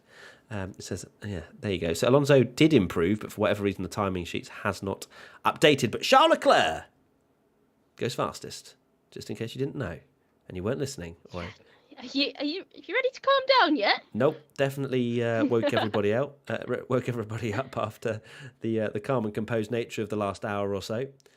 You got to get excited over purple sectors, otherwise, what is testing even for? But the question is, would you be excited over purple sectors, or is it the fact that Charles Leclerc was putting in the purple sectors that made you go so hyped? Both. I mean, people that have been watching these live streams for the last few days, you'll accept, won't you, that I do get hyped over purple sectors, full stop. But I mean, combine Charles Leclerc, Ferrari, and purple sectors. Goodness gracious, you may well turn your headphones down to 1, and I will still hurt your ears. But there you go. So Leclerc is fastest, ahead of Verstappen and Perez. And then you've got Vettel, Zhou, Russell, Gasly, Sainz, Tsunoda, and Albon. Top 10. I don't know why. Alonso definitely crossed the line, and I swear went up to 6th, but for whatever reason, it just hasn't registered full stop. So there you go. I've seen another Merc sandbagging comment. So there you go. That is true. They are sandbagging. I will absolutely 100% put every ounce of my life savings. I don't do weight of gold these days. We do it in actual money. But I would put my life savings on the fact that Russell and Mercedes are sandbagging, and a lot of the teams are, to be honest with you. Although I feel like Ferrari and Red Bull have turned it up just a little bit, just to try out some pace in those respective machineries. Tsunoda is out there also at the moment. P9 it says P9 on the thing, but he's definitely P10 because it says P10 there. So yeah, Alonso is definitely in 6th, but for whatever reason, I think it's just frozen. I think that actual graphic has frozen because Russell's been on an outlap for about 3 years, and I don't think that's the case at all. Interesting stuff. So we'll keep an eye on that, and we'll keep an eye on other times. Alp Terminator, I updated the timings not that long ago. Okay, it happens. It's not me that actually does it. Okay, just to keep you aware, let's keep ourselves calm in the chat, please. Thank you. Until a purple sector, then I'll allow things to chaos kick will off. ensue. Yeah, exactly. 1 hour 31 to go of day 3 testing. We've got Bottas, Mick Schumacher, Alonso, Tsunoda, Russell, and Vettel out on track at the moment. And the sun is going down. It is. That means temperatures will be cooling off. Mm-hmm. It's going to be a very, very interesting final time. Yeah, temperature's cooling off, which usually also means the track starts to get a bit quicker because Bahrain is a pretty hot country, if you didn't know. It's in the desert. And cooler temperatures means the tyres don't overheat as quick. And it's usually a good time for some high-performance running. So maybe we will see some fast times in the next hour and a half. We're riding on board again with George Russell, who has improved in the first sector and done a PB. Not purple, though, so we're not going to turn up the wick just yet. We'll see what the middle sector says for George Russell, but we already suspect that Mercedes are running a lower power mode in that Silver Arrow. Where can I watch the live stream? F1 TV or Sky Sports F1? I've become a salesman for F1 TV and Sky Sports F1, I swear, these last 3 days. George Russell. That is your new job title. I'm not sure that would go down too well at WTF1, but yeah, 1.2 seconds back, George Russell. So, shock, Mercedes not actually showing their true hand or anywhere near their true form. No surprise at all. Which teams do you guys think will win the Constructors' Championship this year after seeing what the teams have done in Bahrain? Well, if you watched the Constructors' Championship prediction video we did a couple of weeks ago, you'll know. But we'll ask Steph. What is your top? No, do the whole thing. Go from 10th to 1st. Okay. 10th. Oh. I'm gonna go with Alfa Romeo in 10th. Okay. Then 9th we'll go Haas. Oh, so hold on. So let me question that. So Alfa Romeo 10th, despite you being quite excited by Valtteri Bottas's qualifying performances. Do you... Okay. I'm excited about Valtteri Bottas's qualifying performance. I have reservations about Valtteri Bottas's race pace. Especially, we've seen him do. He's a very, very good driver. I'm not taking anything away from him, but he's not the best overtaker on the grid. I think the midfield is full of some very, very talented drivers who are also very good defensively. And those are not Valtteri Bottas's strong points. No. So Steph, your audio's gone. What's happened there? Steph, have you muted? Steph, have you muted? Steph has just talked.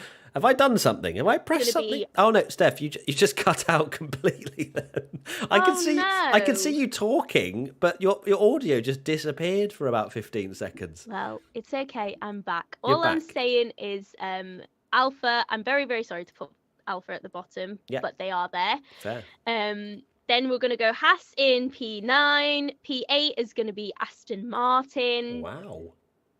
P7 is going to be Alpha Tauri. P6 is going to be Alpine. P5 is going to be Williams. No, I'm going to swap those two around. P6 is going to be Williams. P5 is going to be Alpine.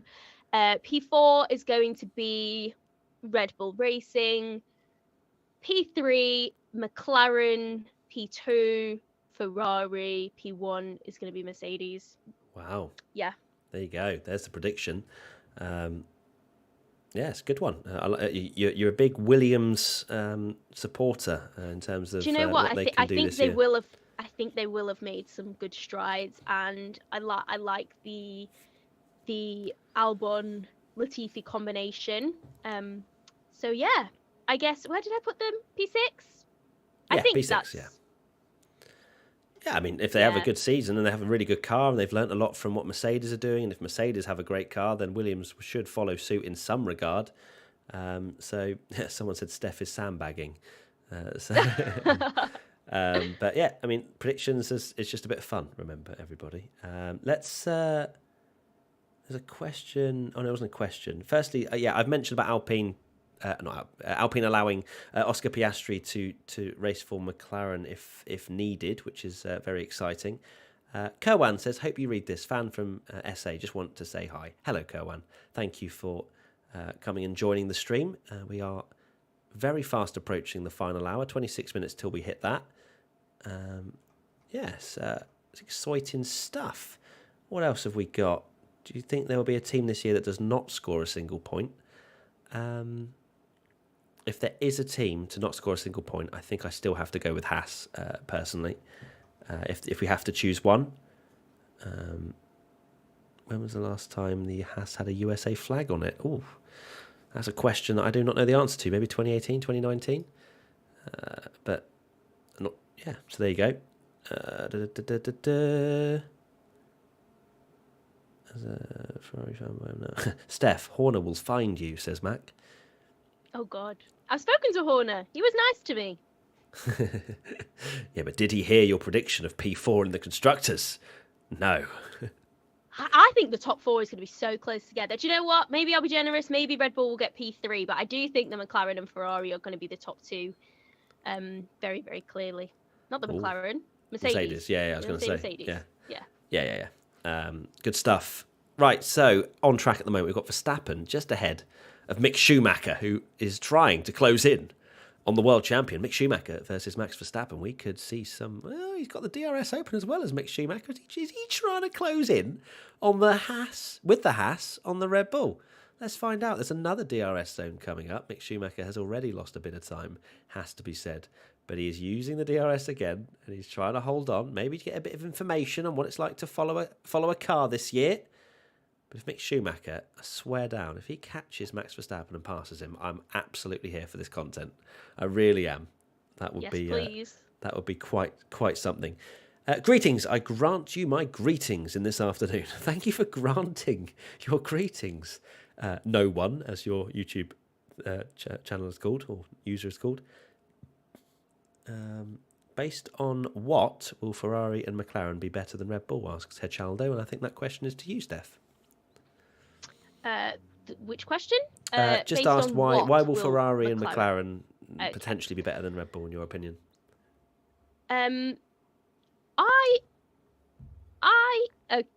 Words, Steph, use them. I think Ferrari automatically has a stronger package than Red Bull so far.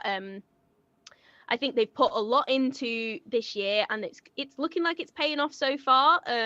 Obviously, we can't completely go off of testing, but I do think that the Ferrari looks strong, and they've got two very even drivers. These drivers are very, very fast, very, very consistent, and they match each other very well, whereas there is a big deficit between the abilities of Sergio Perez and Max Verstappen. You know, obviously, Max is the current world champion, but Checo, I worry a little bit when he's going to have to fight with Charles Leclerc, Carlos Sainz, George Russell, Lewis Hamilton. You know, there's some really top Lando Norris. There's some top drivers at the front of the grid, and I'm not sure that Checo is up to the challenge. So I do think that he might be the one that's going to let down the Red Bull side. But I do think that it'll be interesting to see how Daniel Ricciardo performs in the. Purple middle sector. Oh no! Oh, I said it, and Charles Leclerc definitely heard me because he then made a mistake in the next corner. He's not going to go fastest. People. I'm sorry, but I literally just saw purple, and it's the rules of this testing live stream, and I've just probably hurt people's ears quite significantly. Charles Leclerc is driving towards the line, but he made the mistake. He's not going to go faster. He goes just over a tenth and a half slower. So apologies, Steph, for the interruption. Don't you worry about it. Had you finished, or would you like to add anything else? I can't remember what I was talking about, so we will move on. Yeah, so it's about why Red Bull will be potentially slower than McLaren and Ferrari. But yeah, interesting. I predicted before testing that it was going to be Ferrari, Red Bull, Mercedes, McLaren as the top four. After I've watched testing, I think that, well, I mean, the predictions that I did there were very much hopeful rather than I think this is going to happen, because it's going to be very boring if I just predict Mercedes to win. If I was actually, if my life depended on it right now and I had to choose what the top four would be, it would be Mercedes winning, it would be Ferrari second, it would be Red Bull third, and it would be McLaren fourth. That's what I think will. I can get on board happen. With that. But I'm not getting on board with that because I've already left the station. I've already left the station right now on the Ferrari hype train. I can't change my opinion. You know what I mean? But I see. You know, you can't discount Mercedes. You just cannot. But I've locked in now. I think it would be quite. I think it's very, very difficult to say that Mercedes won't be at the top. We've seen them at the top since 2014, and we know that they're always on top of it when it comes to new regulations. So they're definitely a team to watch, just because we've seen them in testing not be as quick. I think they've got Lewis Hamilton in the car, and he is a great qualifier and obviously a great driver because he's a 7-time world champion. So I think that he can bring it. And George Russell is a really great partner to him. Just like the rest of the drivers are also very good. You know, Max Verstappen, very, very incredible driver. So he will be, I'm no doubt, extracting the maximum of that Red Bull car. So I could see Red Bull being P3, but I do think that the top is going to be between Ferrari and Mercedes, and that maybe the sparks that are flying within Ferrari might bring them down from up at the top, you know, if they have a bit of contact between them, maybe, who knows, they could be squabbling for position and then lose position, who knows. Do you know what, I think it's very difficult to predict this year as well, because, you know, we haven't seen any racing with these new cars, so we're going in blind with these predictions. There's nothing to base it on. It's all just opinions. It is. Formula One, unfortunately, it is not a clear-cut look at it on face value, and it's easy to understand when it comes to testing. And Tommy, it's quite funny. You know, we've been speaking about the regulations. We've been saying, biggest shake-up in F1 history, or at least for a long while, maybe since the turbo hybrid era or whatever. But then when it comes to predictions, we've pretty much all got the same top four in our predictions. There isn't like we think Alpine are now going to start winning races or anything like that. It seems as though this shake-up doesn't actually appear to be as shaken as we may have hoped. I mean, Ferrari, you know, are maybe our saving grace. If we can get a Mercedes, Red Bull, Ferrari battle for the how world good title. would that be? That would be so juicy. It'd be unbelievable. How good would it be if Ferrari wins the constructors again? It's been so long. I think we'd all like to see it. Yeah, we certainly would. Mercedes, George Russell, has finally put in some sort of interesting first sector that I actually want to talk about it. Just over a tenth down on Charles Leclerc's fastest time is George Russell. He's using the DRS, coming down towards turn 11. He'll want to take as much speed in as possible as he then climbs up the hill. Stays well within the track limits, which is what you need, because those exit curves can really unsettle the car. George Russell through the middle sector, quarter of a second down on Leclerc, but this is good enough to slot him into P3, and all of a sudden maybe we can maybe the Merck's handbagging comments will start to dissipate. But let's see. Round the final corner, Tsunoda goes P4 with a 33.429. Go on, the lad. A second off Leclerc. Here comes George Russell to the line. He is going to end up posting a 32.888. 4/10 off the pace of Charles Leclerc. But yeah, third place for George Russell. We'll love to see it. Yeah, that was a slightly more interesting lap from the Mercedes. Finally, maybe George was pleading over the radio, "Let me turn it up, please." And they've gone, "Fine, we'll let you have 40% engine power." Just a little bit.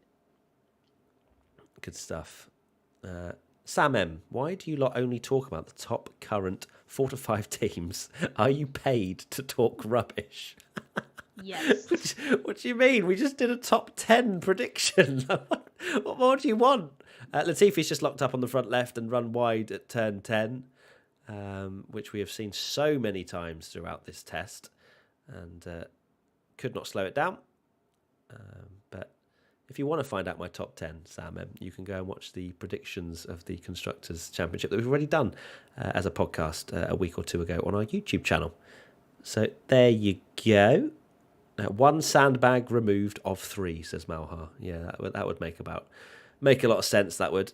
Imagine if they literally had sandbags attached to the car. That would be hilarious. That would, maybe that's why everyone's been struggling with their weight. Yeah, that would be incredibly dangerous for one. So maybe we don't. K-Mag will score 10 points, says Bonica. Fair play. Sack Latifi, man, says Daniel. Gosh. Straight up. I'm not standing for none of this Latifi slander. Ray's Suleiman says, Matt, your opinion about Oscar Piastri? I think he is, well, you can only judge him on what he's done, and he's won everything. So that puts him in the region of Lando Norris's, Charles Leclerc's, George Russell's, although Lando Norris didn't win everything. He did lose to George Russell in F2, but he's won everything. Then again, Stoffel Vandoorne also dominated in F2 and then got whitewashed by Fernando Alonso when they were teammates. I think it was a terrible time for Stoffel Vandoorne to come into the sport. Good. But it's. I think Oscar Piastri could genuinely be one of the next real big things in Formula One. He's got the right sort of attitude. He's humble. He's modest. He knows that there's a lot of work to do, and he's unbelievably talented, in my opinion, as well. He's won everything, so he deserved to be on the grid this year, no doubt. There just wasn't any space at the inn, and next year, Steph has predicted Fernando Alonso retiring potentially next year. I don't know. I think if Fernando Alonso sees any sort of potential in that Alpine team that there could be a race-winning car the year later, Fernando will be like, "Nah, I'm staying." And Fernando retires when Fernando retires. I think that's true. Even if the team are like, "We've terminated your contract," Fernando will just go, "Well, no, you haven't." No. And then he will just carry on till he's 50. That would be amusing. I think it would be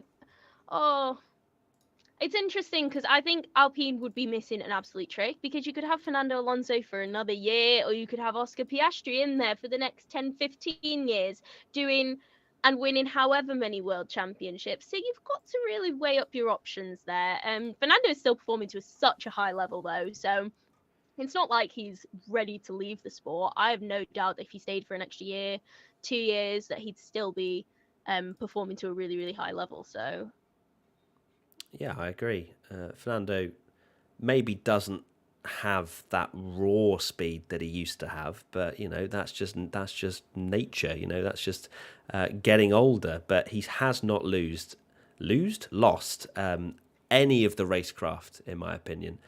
We've actually got a little battle on track, so I'm just going to pause my thought for a moment. Latifi and Max Verstappen fighting for the position down towards turn one.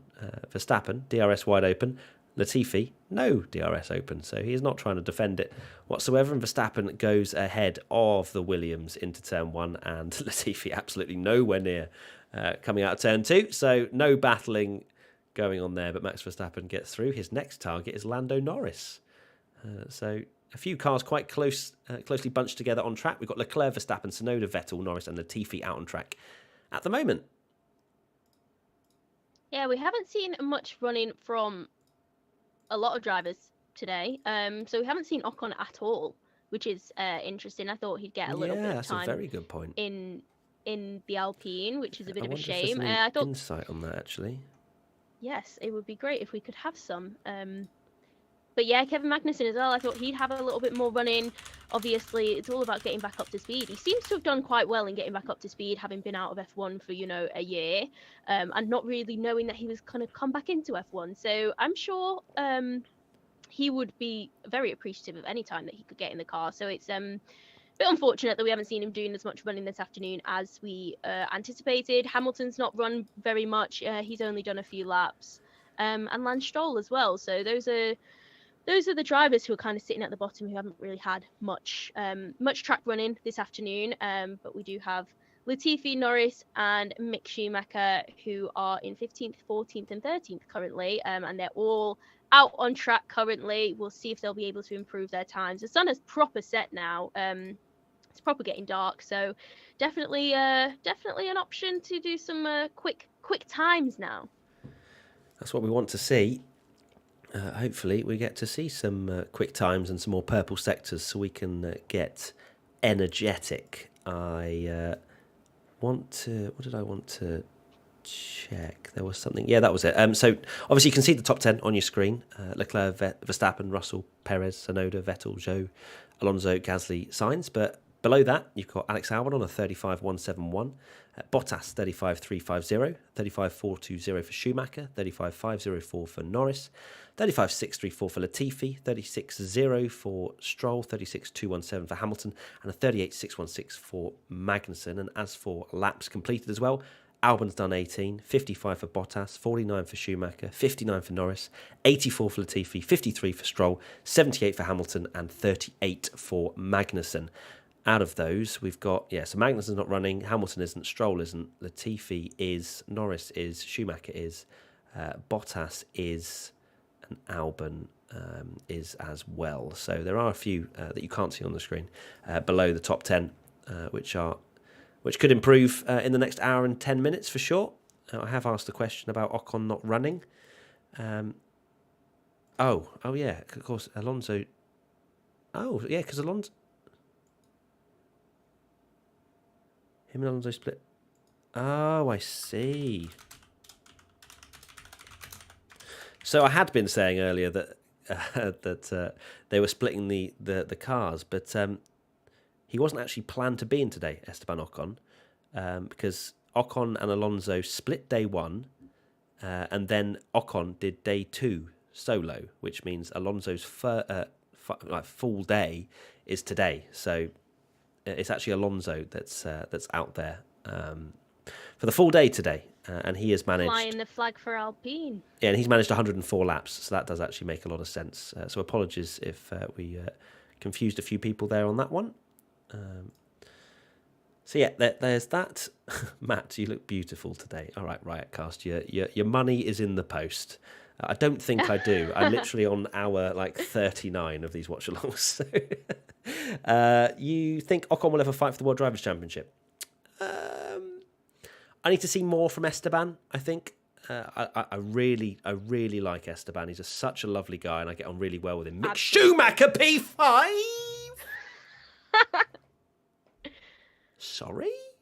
Mick Schumacher P5 with the There Haas you run go. where they've absolutely whacked up the engine to 120% and just gone go. That was on the C3 tyre as well for old Mick.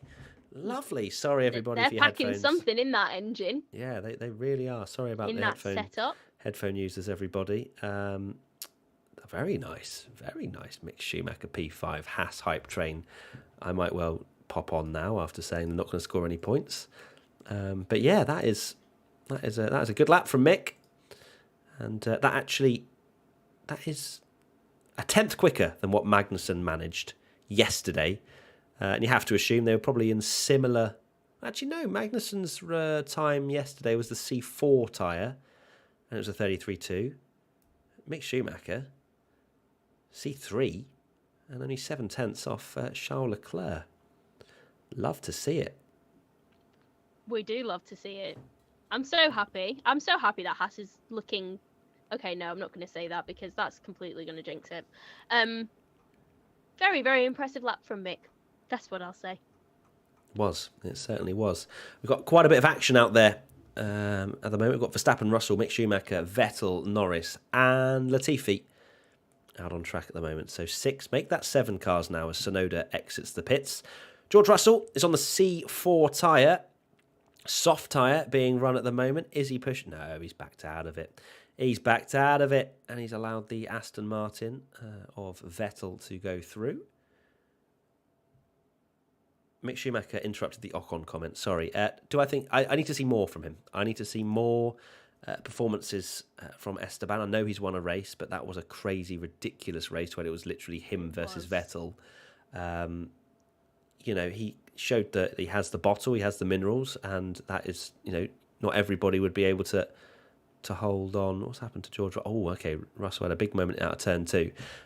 It just needs... I just need to see a bit more from him. I need to see him have a faster car, see how he acts in those situations. I don't think he's quite in the Leclerc-Norris category. But look, that can change. Yeah. Sainz has shown that you can move yourself from potentially a slightly underrated to then being like, okay. But Esteban, not quite seen that yet from him. Yeah, I just think once Oscar Piastri enters that team, it's going to be night. You reckon? You're I fully do. over?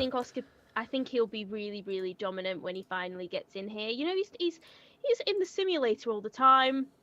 He's doing development stuff with Alpine. He's reserve driver. He's going to be doing FP1s. Like, he's going to be ready to get into that seat when he's in there. And I just think that when he does, he's going to be too much talent to handle. Too much talent to handle. Oh, okay. No, I'm not sure that Esteban will be able to hack it. But I do. Wow. I really, really like Esteban. He's very, very lovely. Again, I agree. Yeah, just need a bit more from him if he wants to withstand the charge of Piastri. Of course, he does have a big deal with Alpine, does Ocon, a long-term deal. So at least he's got that under his belt. But yeah, I do fear slightly for how quick Oscar's going to be. Not for Oscar's sake, but for Esteban's sake. I want to share a picture now. Speaking of Alpine, and it's quite a funny picture, so I'm going to share it with you now, chat, and I want to see your opinions of Fernando Alonso. He looks like he's having a whale of a time. I'm sure you'll see it shortly, Steph. Yes, I'm sure you'll see it when. Seen it. Yeah, that is quite the. Do you know what? Fernando Alonso is expression. one of the most memeable characters on the grid. Can you show us the Fantastic actual memes. testing? No, Maxim, I'm sorry. I'm really sorry. I would have loved to show you testing. I'd have loved to have shown you, like a mirror in the corner of my room, which could then show the testing back from it. But any of that, and it's over. WTF1 gets deleted 10k subscribers before 1 million. Like, you can't make us do that. I'm sorry. We gotta abide by. You've got to play by copyright the rules. Yeah, you've got to. Russell's on the push lap. At least he's PB in the first sector. Are we going to see Mercedes steal the show at the end of testing? I'm smelling something here from George Russell. What's he like through the middle sector? He's only just less than 2/10 down on Charles Leclerc, and he's on the C4 tyre. So just starting to stretch their legs is George, and bouncing up and down side to side. like a roller coaster towards the final corner. And yeah, a bit of porpoising with that Mercedes, but nothing too violent. And he comes over the line. Lost a little bit of time in that last sector. Just over 0.3 slower is George Russell, P3, with a 32.7. Create a dummy channel and show the stream there. Yes, I'm definitely going to do that. Yeah, because that's definitely worth it. So there, Russell, P3, 32.7. Good to see a reasonable push lap from them. I want to see, come on, let's see some leg stretching now. This is the headline time. Haas need to bang in a little 31. That's what I want to see. Could you imagine? Oh, the if they scenes. did that, unbelievable. Where is Yuki going, by the way? Oh, that must have been turn 10, where he's locked up, missed the corner, and thought, I need to go right rather than left here. There's a lot of dirt, a lot of sand on the exit of that corner, so it'll take a few corners to get rid of all of that. Oh, we've got a little bit of a battle here, as Vettel is behind Nicholas Latifi. Let's see how closely Vettel can follow Latifi around that corner. It looked reasonably close, to be honest with you. He's now going to use DRS down towards turn 1. Send it, Vettel. Send it. You've got to send it. There's some flashing lights as a small bit of ERS saving, and Vettel sends it to the inside. Oh, we love to see it. Slows it down beautifully. Does Latifi do the cutback this time? He might do. I think he has better tyres on this Williams this time. And all of a sudden, Vettel is under pressure again. Does Latifi use DRS to cut back at him? Yes, he does. No, he... Oh, come on, Nicholas. That was your moment. That was your moment, and you did not do it. I am so disappointed. I thought that Nicholas was going to just send one at turn 4. Maybe a bit of wheel banging. Come on. You got to be aggressive, even in F1 testing. There's always next lap for you, Nicky. Maybe, but he is in a Williams, which seems to be struggling to keep up with Vettel at the moment. So he is on the C2 tyre as well. I'm not entirely sure what tyre Vettel is on. It seems maybe similar, maybe the mediums. Can't quite see. We'll find out in a few moments' time when Vettel goes up to... Oh, no, the camera angle changed. You're joking. Oh, well. Vettel is ahead of Latifi. We've also got Norris, Schumacher and Tsunoda out on track at the moment. Just on that Vettel-Latifi battle, I think what's been really great to see in testing, what we've seen a little bit of here and there, is how the cars are performing in dirty air, or how dirty air has changed with these new regulations. You know, it's much easier to follow. I don't know what setup Nicholas Latifi is currently on. Maybe he wasn't, the intention wasn't to follow Seb so much further around. But yeah, it has been very interesting watching, particularly that Pierre Gasly, Lewis Hamilton battle, watching them, be really close to each other, really close behind the car in front. And hopefully that's going to show how... Or we'll see that more when we see actual racing, and it will promote this closer racing. Because the whole regulations, the changes in the rear wing have obviously been implemented to reduce the amount of dirty air, so that following the car in front is easier. So hopefully that is going to be a successful regulation implementation, and we'll see much closer racing. So yeah, I'm excited to see how that will be, how that will work in the race. Next week. Yeah, the next week is the race. I'm just doing a little tweet to let everybody know on Twitter that it's the final hour in the next 26 seconds. Come join the last hour where teams what a beautiful voice, stretching their legs, and come join the last hour. Forget it, I'm not going to say that because I already said that the legs have already been stretched. I would like the chat to let us know if you want Matt to continue singing, because wasn't that just angelic? Oh, look, I didn't go on the X Factor when I was 17 for no reason, come on. Right, let me find the link for that. We've got the Mercedes in the pit lane at the moment, so no more runs from Russell at the mo. It looked like there was a reasonable amount of work going on that Mercedes. We've got Vettel out there, Norris and Latifi. So 3 cars as we prepare ourselves for this final hour for F1 testing, and then that's it. Wrapped. Done. No more. No more of this. Oh, yeah, you can go out and do as much as you want in 8 hours. Then it's going to be FP1, FP2, FP3, quali, and the race. Looking forward to it. I know the drivers will only have another 3 hours of practice to figure out what to do. Shocking. Oof. It's just not enough. Is it? I think FP1 is now hour and a half again now. I think they might have changed it back. I think they returned it back, which is like great. Which is quite disappointing actually, because I really liked that hour for both of them. Which is, oh well, maybe in another. I think it's because of the new cars. They were like, oh, we may as well just give them more practice for the time being. But no, I don't want it. I want an hour. And Tommy will happily support me on that one. He hates practice. He wants all practice sessions to just disappear. Although, what will anyone watch on a Friday or a Saturday in that case? But who needs background music when you can have Matt singing? That's very true, Andre. Yeah, I'm sorry that I got rid of background music, despite about 60% of you voting for background music. But it just wasn't working for me. I wasn't vibing with it. Matt, you'll be the background music next time. Yeah, well, we want Tommy playing the guitar, says Danielle. That's a very good point. We do need Tommy back. I'm looking forward to him coming back from holidays, just so I can get him to play the guitar for me on just a solo performance. That sounds very romantic between the two of you. So you're not going to live stream Haas's extra testing session tomorrow? British bias, says Jeff. I don't think that they're not doing it tomorrow, are they? They have to do it today. No, the teams objected, so they're not doing any running on Sunday. It's all ended up at the end of the evenings, hasn't it? Yeah, exactly. So it has to be within these 3 days, because in the regulations it says the 3 days of testing, and that's what the teams were basically saying. Like, well, no, that's not how it works. You can't just have an extra day of testing. So they said, okay, we'll do it on the same day. So Magnussen went out an hour early today. I assume they've also got an hour at the end of the session. I'm not entirely sure. But we'll just keep an eye on that. There'll be lots of updates, I'm sure, on social media when Mick Schumacher puts in a 29.3 and goes fastest by 3 seconds. That's what we want to see, really, isn't it?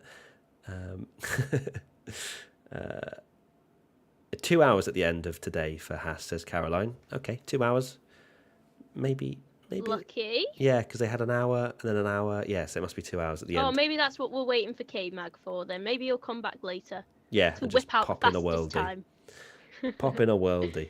Fair play. I hold my hand up. It's all right, Jeff. You're more than welcome to post stuff and to ask questions. Why Haas seemed to struggle at Spain and then they're going so fast in Bahrain? I don't. It's not necessarily that they're going so fast in Bahrain. It's just that they've kind of gone for a fast run, to be honest with you. I'm not expecting Haas to be finishing 5th in races moving forward, or 1st like Kevin Magnussen was yesterday. It's very much just difference in engine modes, run modes, tyres, etc. There's so many variables that you have to just accept that we're not going to know until Q3, Q2, Q1, depending on who gets knocked out on Saturday next week. Here is the Alfa Romeo of Valtteri Bottas. He's done 62 laps today so far. So overall, the most laps goes to Fernando Alonso, 105 from a solo performance. We've had, to be fair, 144 laps for Alfa Romeo today. Show's done 82, Bottas 62 so far. He's going to continue to add to that tally in the Alfa Romeo. Lando's done 71 for McLaren. We've had 121 for Williams so far today, 103 for Latifi, only 18 for Albon today. Stroll and Vettel have done 110. We've got Mercedes, we've got 133. Doing the maths on the fly, so I apologise for the slight delay. Leclerc and Sainz, they've 97 at the moment, so just short of that century goalpost. Tsunoda 39 laps, Gasly 91, so that's 130 laps for AlphaTauri. Bottas improving out there at the moment, but he is down in 13th at the moment. PB's in the first two sectors. Any other questions? Private test for Ricardo? No, unfortunately not. I don't think there's any understanding or leeway being given there because McLaren have had their 3 days. It's just been under Lando Norris's control. Bottas goes 6th fastest, a 33.253 on the medium tyre. Decent lap from Valtteri, and displaces his teammate Guan Yu Zhou, who set his time earlier on today. You can tell track is getting cooler. Wow, big moment there for Lando Norris as he overtakes the AlphaTauri into turn number 8.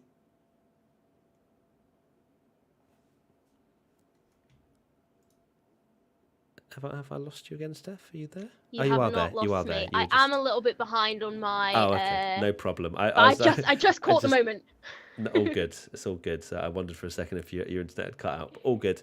How many drivers on track? We've got Bottas, Tsunoda, Vettel, Alonso, and Latifi. So we've got 5 drivers on track at the moment. Alonso is doing a push lap in this Alpine, just over 2 tenths back on Leclerc right now.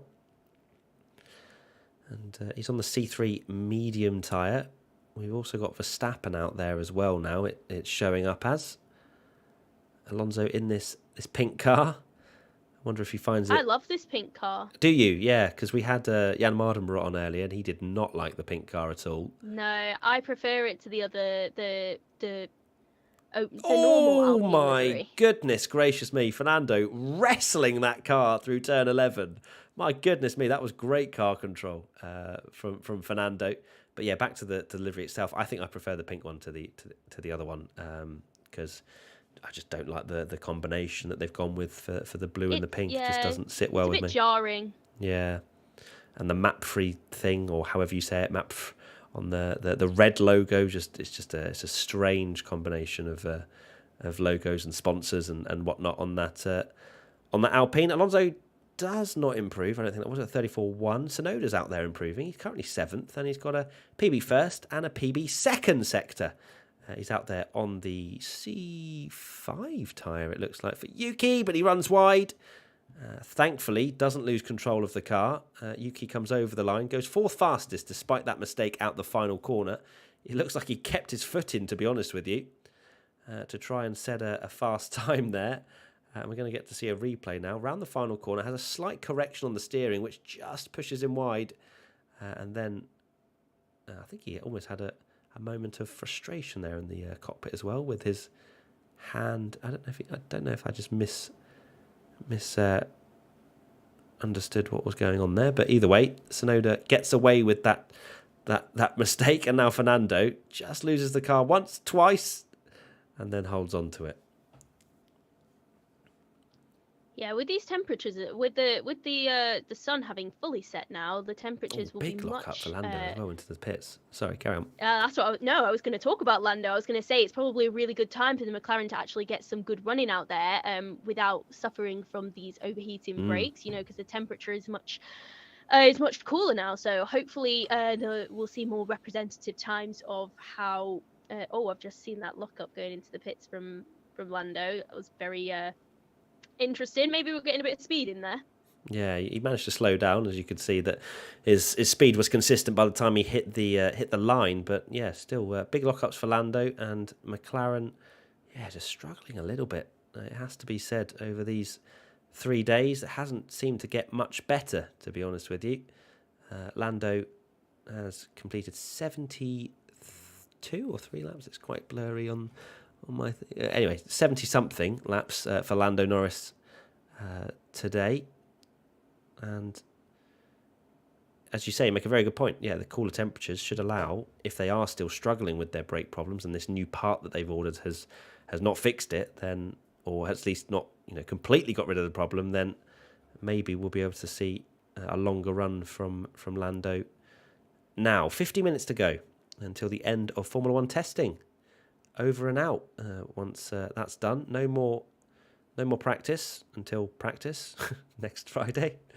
But that will be more about dialing the setup in rather than testing all these different configurations of car that they tend to change all bits on the car, as we saw with the Red Bull and the side pods and whatnot. They still will bring upgrades, of course, but they'll have a lot of data to crunch through after today finishes. Absolutely, Before it's Friday going to be a comes. a long week for all the teams trying to optimize setup as well. I'm not sure I'm a fan of testing in one place and then the first race being there. I don't know. What do Yeah. you guys think? What do you think? Because you get so much information prior, obviously, that you can then put into the first race, and then you go on to the second one, and it's like, well, what can we do with all of this information? We don't have, extensive running time here. So I've always been been a fan of test at a completely different track that nobody races at this year. So like, let's go do testing this year at Mugello. Ooh, because we're not racing there. Well, I think that would just be fun. Just sparking a little bit of chaos. It's lack of data, isn't it? It's lack of data for the teams, which usually provides a lot of excitement.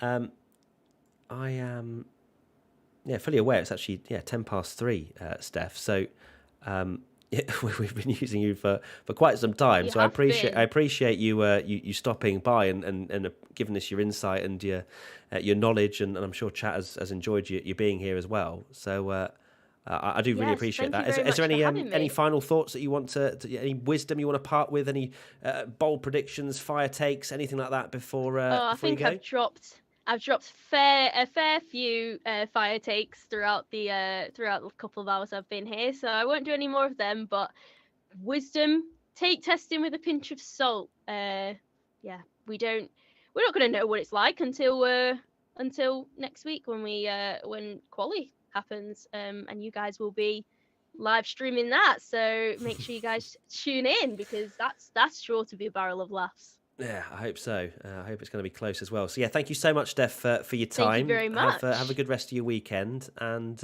you. We'll Take care, speak to you very everyone. soon. Take care, Steph. Bye. Bye.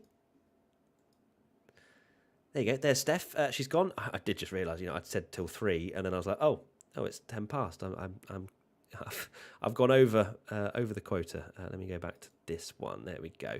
So that was Steph. Big thanks to her for spending some time with us. She was.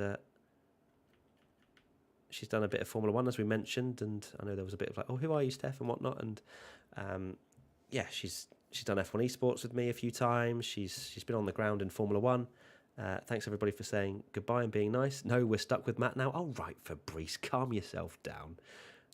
Music back, please, says Sturban. What is my dulcet tones not enough for you? 46 minutes to go.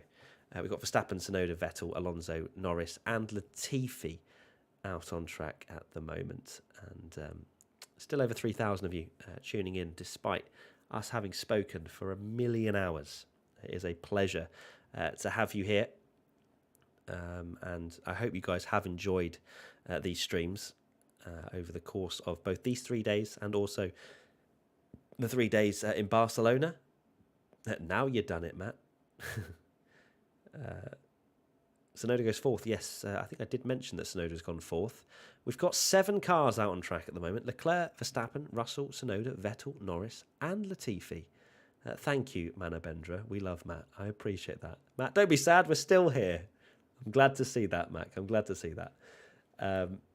Please bring back the music. Go play the banjo. Goodness gracious me. All right, if you want the music. All right, I'm going to just ask, do you want the music? I want a yes or no in the chat, and I will either put it on or not, depending on how many I see. I can't even be bothered to do a poll. So, 45 minutes to go. We've got Leclerc, Verstappen, Russell, Tsunoda, Vettel, Norris, Latifi, all out, getting some data around this Bahrain International Circuit. Why don't I do a testing rundown? Because I'm not going to lie to you, Alan, I am absolutely finished, and I've still got to record a podcast after this, and record the overview of day 3 and what we learned. So I don't want to go too hard, but it's good stuff, and I do love it. It's Formula One at the end of the day. There's so many yes and no's that it's almost like 50-50, which makes me think that I probably shouldn't, because you're still here if I haven't put on music. We're riding on board with Tsunoda actually right now, and I'm sitting up. I'm going to turn up the wick by 1 or 2. Tsunoda, bit of a correction into turn number 4. No music is what I'm going to go with. 1/10 of a second back from Charles Leclerc. So we could be getting into interesting territory here. A PB for Tsunoda in that first sector. And a lot of people still spamming about yes and no's. Yes, Matt, we still love you. I appreciate it. Appreciate it, guys.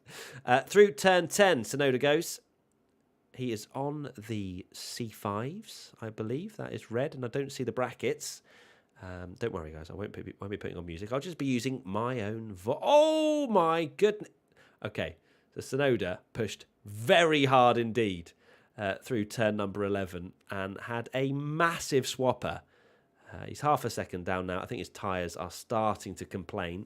Good car control, though, from Yuki. Has to be said. Can we get to 992k by the end of the stream? Do subscribe if you haven't. Thank you, Aswath. I really appreciate that. Your comment in the chat for that. Tsunoda's still going to finish this lap, is he? Yeah, he is. It's not going to trouble the top of the timesheets, that's for sure. But he was pushing pretty hard at the start of that lap. Stop clipping Matt's wings, haters. Let the man sing. I'm not going to be singing for the next 40 minutes. Would you make any major changes to your season predictions? I'd probably put Mercedes P1. But to be honest, the predictions I made, even then, I thought Mercedes would probably win. But it's more hopeful predictions. Oh, there's sparks going on with Tsunoda's car there. Dragging along the floor. These cars, honestly, I feel like they're going to get so damaged in wheel-to-wheel combat. And also with the sausage curbs as well. I can imagine there's going to be some sort of revisions, I suppose, with some of the tracks this year. Imola being one of them, I suppose. Like, those curbs are lethal. And Latifi, surprise, surprise, for what I am going to probably say is the 8th time today, locking up at turn 10 and running wide. I don't think it's 8 times, but it feels like I've seen it about 1 million. Luis Aguirres. Matt, WTF1's coverage in Barcelona and Bahrain were awesome. Great way to spice up the season start. Hope you all can keep up with it. I'm recommending WTF1 to all my F1 devoted friends. Thank you, Lewis. I really appreciate that. It's awesome to hear, people telling their friends about us and whatnot. It's really nice. So thank you very much. Bottas is pushing on pretty hard indeed. PB first sector, PB second sector. He's currently 7th, 8 tenths off the pace. He's half a second down through the middle sector on these C3 tyres. Valtteri Bottas, the qualifying specialist. Where's this time going to put him? Is it going to improve? It is. A purple last sector. We got a purple last sector, everybody. Not as quite as hype because it was the end of the lap, so I didn't feel like there was much more energy needed. But Valtteri Bottas, purple last sector, goes up to P4. Now, what's this replay? Is this... Where is Tsunoda going? He was letting a car through. I was like, what's going on here? Where's he off to? But yeah, he was just letting a car through. Tsunoda. He's back in the pits now. So it's Leclerc, Verstappen, Russell, Bottas, Vettel, Norris, and Latifi, all out on track at the moment. I've got some more images for you. Oh my God, what on earth? Right, guys, who remembers Benji's memes? I'm about to put one up on screen. I can't even really see it in this small thumbnail, so I'm just going to put it up on screen.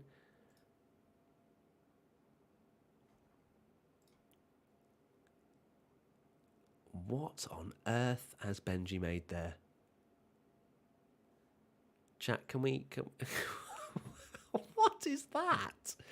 I don't even know what that is. Can you explain? Can anyone explain what is going on in that? Oh, we've got someone slowed down. That is stopped, actually. It's Bottas again. So the Alfa Romeo, who stopped yesterday, I think, out on track. Oh, is he locked up? What's going on with his front right there? I don't know exactly, but Bottas, has pulled to one side. Down at turn number 8. It's a yellow flag at sector 2. Yeah, turn number 8. Is Benji okay? Someone just said. Oh, it's a very, very odd picture, isn't it? It really is. Okay, so Bottas has just come to a halt, really, isn't he? I actually missed the start of that replay. SpongeBob loves Yuki. Bottas sandbagging again. Yeah, so Bottas has come to a halt in his car. Not particularly happy, I imagine. Just under 40 minutes to go. He just set a pretty awesome lap time up in P4, just over half a second back from Leclerc's fastest time. And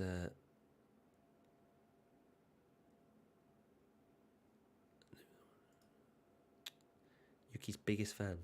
What is that, Benji? Sack him. No, not going to sack Benji. He's Yuki's biggest fan.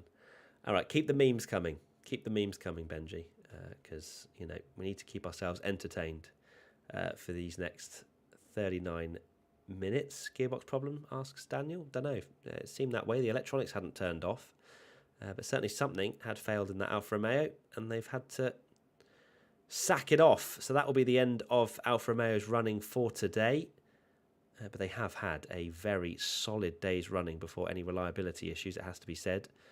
I think they've clocked up nearly 150 laps. Let's double check that one. 65 for Bottas and 82. So they've done 147 laps today, which is very nice. Very good amount of running. So I don't think they'll be too upset unless it is a real fundamental problem with their car that's caused that. I think they'll be reasonably happy with that amount of mileage and a lot of data, a lot of numbers to crunch. You messed up the timings. What do you mean, Malhar? It's not me. I'm not doing the timings. So yeah, Bottas riding on board with him. Is he stuck? Yeah, so he's talking to his team. I think that's a pit button that he's just pressed. He's managed to downshift to third, but he's got no revs by the looks of things. I can't actually hear what's going on. He's gone from third to fourth. Now he's in anti-stall. Yeah, so something clearly went wrong with that. The window. Oh, whoops. Oh, no, that's Benji's fault. Benji's not sent me a solo picture. So I'm going to have to put the meme back on. Benji. Wrong layout, mate. Oh, there we go. He's sent it. No, thank you. Right layout now. Good stuff. Maybe I'd just used an image from too long ago. There. Ooh, look at that. Steering wheel. Take a look at the Ferrari steering wheel. A good old close-up shot from XPB. Big shout out to them. Can we have a closer look at the Mercedes mirrors? That's something that Benji's going to have to sort out if he can find out anything for that. Sorry about the layout. Just looking a little bit skew-if for a moment. Red flag out there now after Bottas's car stopping. So we're going to have probably a 5-minute lull. Blame on Benji. Absolutely. Benji, if you want to come join in Discord and chat, let me know.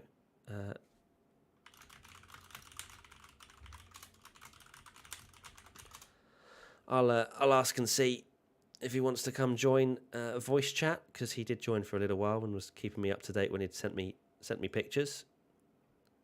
I asked him, does he want to be the voice in the sky? Chat, do you want Benji in the stream for the next 36 minutes? It was always right, say sorry. Sorry, Benji.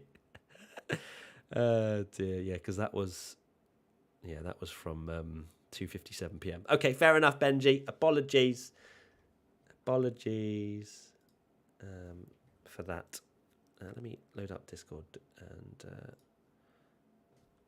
don't even know if he's in there or not. Let's go, Lando. What is it? Let's go, Lando. Yep. Why the hell not? Cool. All right. Oh, I thought you weren't coming in, Soph.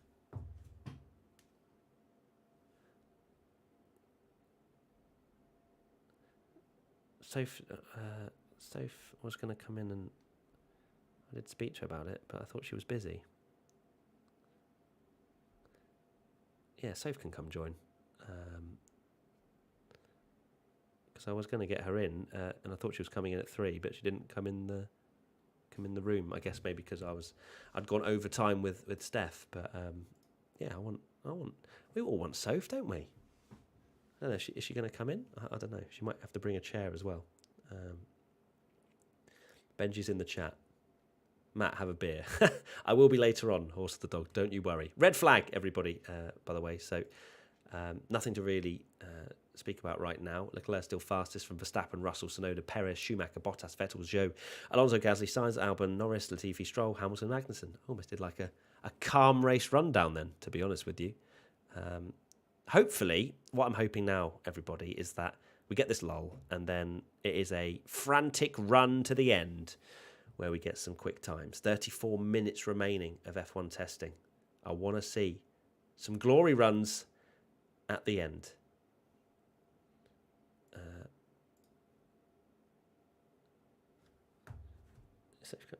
What?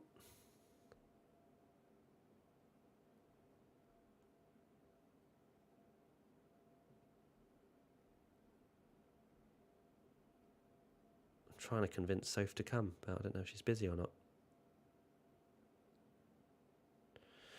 Anyway. Dearie me. That's not funny. I'm gonna just put you in timeout. That's just not a funny comment. And it's not true either, so thank you for that. Q3 mode in the last 20 minutes. That's what I want, Sups. I absolutely do. No, Benji is in the cat. Is the cat. Benji is the cat, Abhinav. What exactly does that mean? We're still waiting for the car to be retrieved. Oh.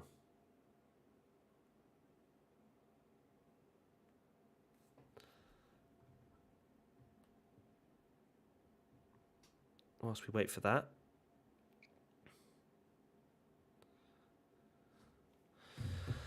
Oh, dearie me. 33 minutes to go. Red flag still out on track at the moment.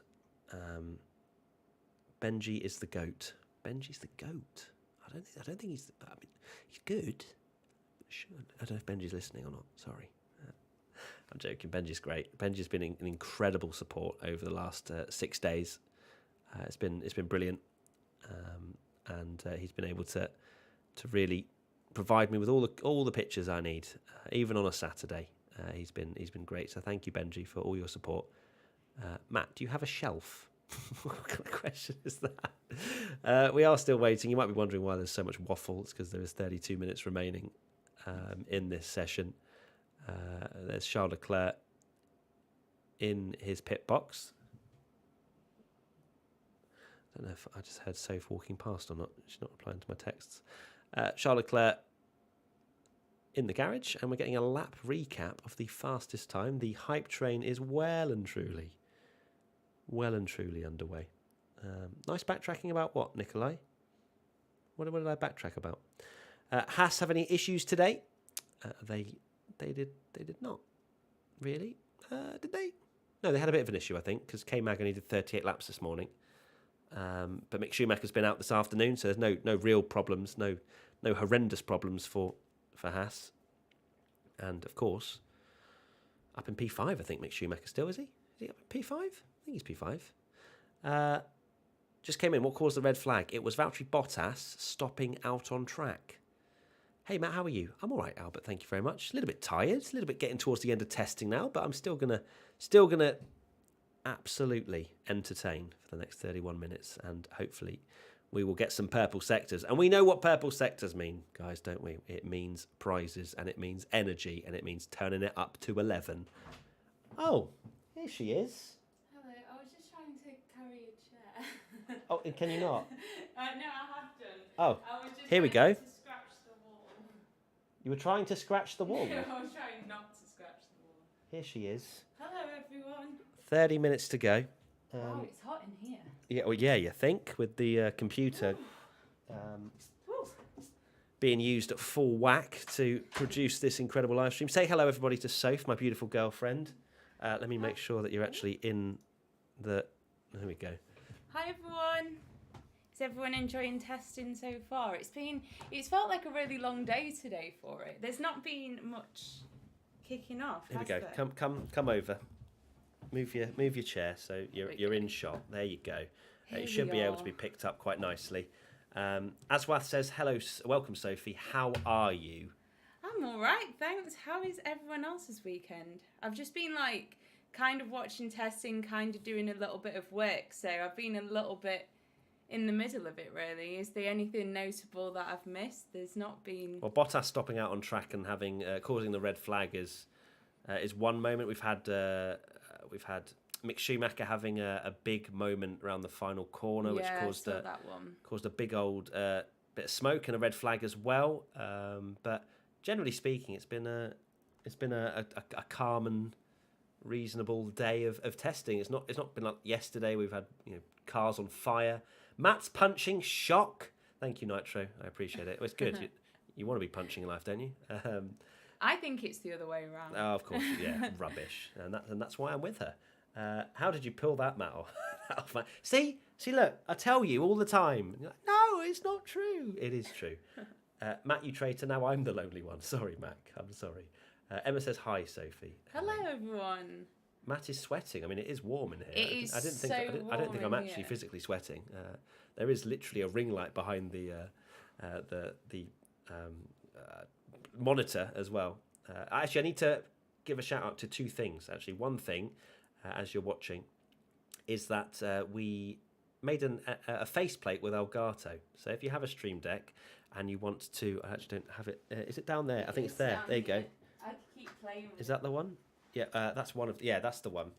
So I'm not a fanboy, just passionate. Stream Deck faceplate. So you can actually check that out. I will find the link. I think I actually may have. Did I copy it already? Yeah, I did. So there you go. Link in the chat.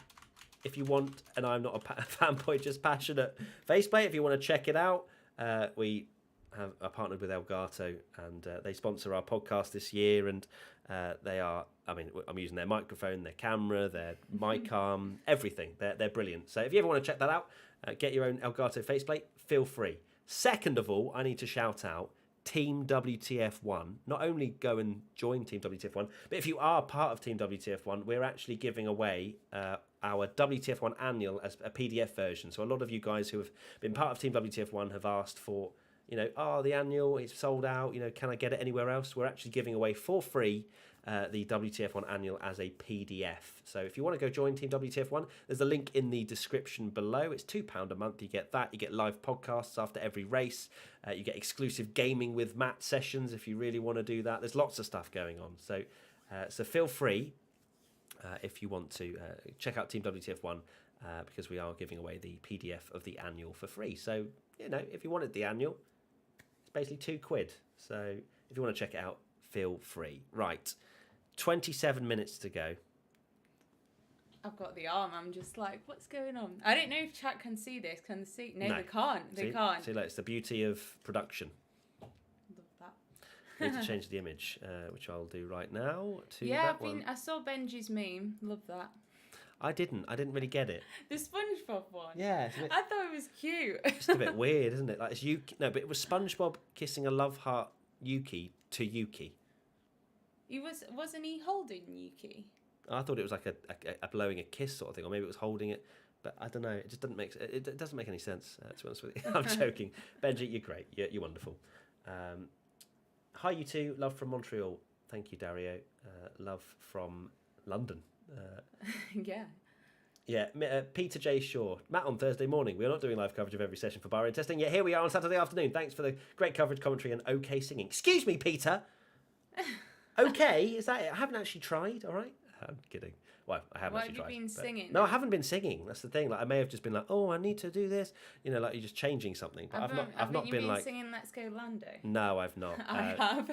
I actually I've had it on so much. Actually got copyrighted for playing it in the previous stream. So not been playing it for the for the stream today. So do not play it on your phone. I feel like you were about to whip it out. No, I'm not going to play it. It's just it's really in my head. It really is. But yeah. Yeah. Sophie, how's Matt whenever there's a Ferrari with a purple sector? Unbearable, really. 25 minutes to go. When it's purple sector. Well, to be fair, it's to be fair, we don't see many Ferrari purple sectors. No, not while we've been together. But I suppose if you're down here, I can always hear you from upstairs. And then if I'm next to you, we're probably just shouting as loud as each other, to be honest. So. You definitely would have heard me in Monaco qualifying. You definitely would have heard me through Baku qualifying last year, which was the two times that Leclerc got pole. But yeah, back to the point about not streaming. Yeah, we changed our minds, and we've done 5 hours on Thursday. 5 hours. Oh, spin for Max Verstappen. Oh my God. Saved it though. An absolute 360 for Max Verstappen. Wow. Did not expect to see that. We saw that live as we rode on board with him. And he carries on. Does not go into the pits. Oh, Max Verstappen. Fine, just pretend it didn't happen. And Max go Verstappen on pretend it didn't with the day. happen. Are you trying to rhyme, are you? Did that rhyme? Did it rhyme? Max Verstappen Verstappen didn't happen. happen. Yeah, fair. It did. Yeah. So Verstappen's taking it very slowly now, getting out of the way of everybody else. Right? So did he wind up for a lap as well? Or did he just lose it? No, he just had lost the back end. Didn't he just literally lost it under power. That was so strange. There was just no prior warning. Look, he was getting ready for a lap, which was exactly the same as what we saw with Mick Schumacher. And then boom, off you go, 360. Thank you very much. Thankfully for him, no wall or anything like that to greet him. Very similar place that he lost it, like in terms of the actual piece of track to what we saw with Mick Schumacher. Lando Norris is up to 11th, that you'll be pleased to know. Well, I say pleased, 11th isn't exactly a stunning amount of I bet he lap is time. absolutely shattered though. Can you imagine doing 3 days? 3 days, but he hasn't. He's not He like hasn't done that much. He hasn't been in that it a many lot yet. miles, really. I mean, how many has he done today? I think maybe just always being 70 odd. So I suppose like when you're switching drivers, like there's always a little bit of a break. But I suppose Lando's probably been a lot more involved with the team in terms of always having to be switched on, not just like because he might not have been out as much as others like in the car, but he's been. No, I'm just laughing at chat. There's someone calling you Mrs. Matt. She has a name. Her name's Sophie. She streams on Twitch occasionally. Soph Breals, SOPHBREALS. If you ever want to watch Soph play The Sims or whatever. The Sims. But yeah, do you have a favourite team? They were asking. Me, Team McLaren, but I'm also very much on the Ferrari hype train this year. Like, I think quite a lot of people have jumped aboard that, haven't they? Like. They are looking very strong, but I don't want to say like they are looking very strong because we are. What, Ferrari? Yeah. Yeah. Well, no, say it. Manifest it. I'm happy for you to say it. Manifest. Do it. But like we are in testing, aren't we? And we are in the testing stages. And even though things look promising, I suppose you can never 100% tell, can you? I think Verstappen's on a quick lap, judging by the onboard that I'm just watching here. Is he about to go fastest in the first sector? He is! It's purple sector time. We're whacking it up to 11. It's basically like the rules, like when it goes purple sector. You have to go into commentary. Okay? So Max Verstappen has gone purple through the first sector and looking like, I did think that through those first few corners, I'm losing my brain and my words now, that it looked pretty quick. And he is hooking up this lap quite nicely at the moment. It's Max Verstappen. He's got a car ahead, which he'll hope gets out of the way before turn 11, and does. I think that was George Russell, actually. Into turn 11. Looks pretty hooked up around that left-hander. This could be very quick, actually, through this middle sector. What's it going to be? Yeah, over quarter of a second up for Max Verstappen. Are we going to see the first ever 31, I say first ever, the first 31 of the Bahrain test? He's going to have to find a bit more time in this final sector. He's going to have 3 purple sectors in this Red Bull. We've got 20 minutes remaining of day 3, the final day of testing. Max Verstappen, DRS wide open to the line, and it is a 30. He does not know because the timing's not stopped. It says he's first, but we don't actually know what time he sets. The timing keeps breaking. But Max Verstappen has gone to the top of the timesheets on the C4 tyre. But we don't know. I think it's a C4. I didn't actually check to see if it was a difference of C4 or C5. Lap recap will be able to tell me what that tyre is. Or that might even be the C4. C4. Yeah. I think it's C4. It's so hard to tell between C4 and C5 sometimes when it's moving very quickly. That might even be C5s. Okay, the slow-mo will tell us. That is C5. 4. No, that is C4. That's C4 because you can see the brackets. It's a weird bit of white marking on there. But C4 tyres for Max Verstappen. 31.9, someone said in the chat. 31.973, according to chat. So we have broken into the 31s for Verstappen and Red Bull. Will Mercedes respond? There you go, 31.973 up on the screen. Wow, that's a big lap time. I know. Big lap time from Max. I bet Toto's just like really wanting to fight back right now. Yeah, just turn it up. Go on, off we go. He's just like, let's do it. Come on, guys. So that is a very nice lap time. Where's that Williams? It looked like the Williams was maybe going to get in the way. It did not. Is Russell on a flying lap? No, he isn't. I don't think he is anyway. There's no lap time to show for it. He's porpoising all over the shot down towards the final corner. He's like a nodding dog. Oh, it says C5 on the... No, it's C4. It's definitely C4. Russell is about to start a lap. It's definitely C4 because it had the brackets on the tyre. Cute couple, Matt, says Bouvan. Thank you, Bouvan. We are cute, aren't we? We are cute. Oh, God, my headset. I've just hurt you. I'm so sorry. I'm so sorry. So George Russell, there's a replay. Is he locked up into turn 10? Surely not. No, it was just a lap recap. I'll try not to hurt your head next time I hug you. It's not C5. That was C4. Was it C5? Really? Maybe. That slowed... It showed the brackets. Nah. It's hard when it's spinning. Okay, so that replay's baited us then. Look. That replay's baited us. Because if that replay is correct, it was C4 tyre. You hot? It is. It's very warm in here. Yeah, if I open that door, it'll start echoing. Having a little look. No, with brackets, I don't know. C5. What? Have I been wrong this entire time? Surely not. C5.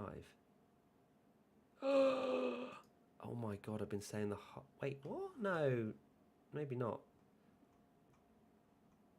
F1 tyres. Testing. Video incoming soon. Video coming soon of Matt not getting it right. What tyres? It was 7. Here we go. Yeah, no, the C5 is no red brackets. You can jog on, chat. Absolutely joggeth on. With brackets is a C4 tyre. Oh my God, you're looking so good, Matt, says Cromwell. Thank you. Thank you so much. I don't feel the good. Ring light adding I don't the feel extra good at all. definition. Yeah. No, F1 website says C5, but that replay was 100% C4 brackets. Is that your girlfriend? Says Christian. No. Yes. It is. Shocking. It is indeed. Baited. The graphic said C5. Martin Brundle literally said C5. Weird. So that replay must have baited us then. That replay must not have been what Verstappen actually was on, because that was definitely showing as brackets, in my opinion. Here he is. Coming around. Oh, it has red trim on the wheels that makes the C5 look like a C4, maybe. But I feel like that was actually on the outer edges of the tyre. But perhaps I was wrong. I can always be wrong. Don't worry. 16 minutes to go.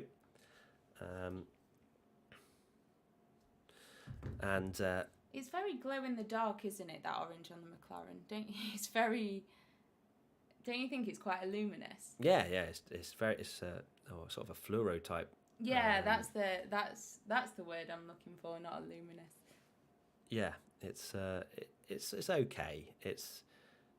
It's great. The livery's grown on me as I've seen it. I feel like they look very different on track, don't they? They look better under lights, I think, than in the sunshine, where it looks a bit washed out, in my opinion.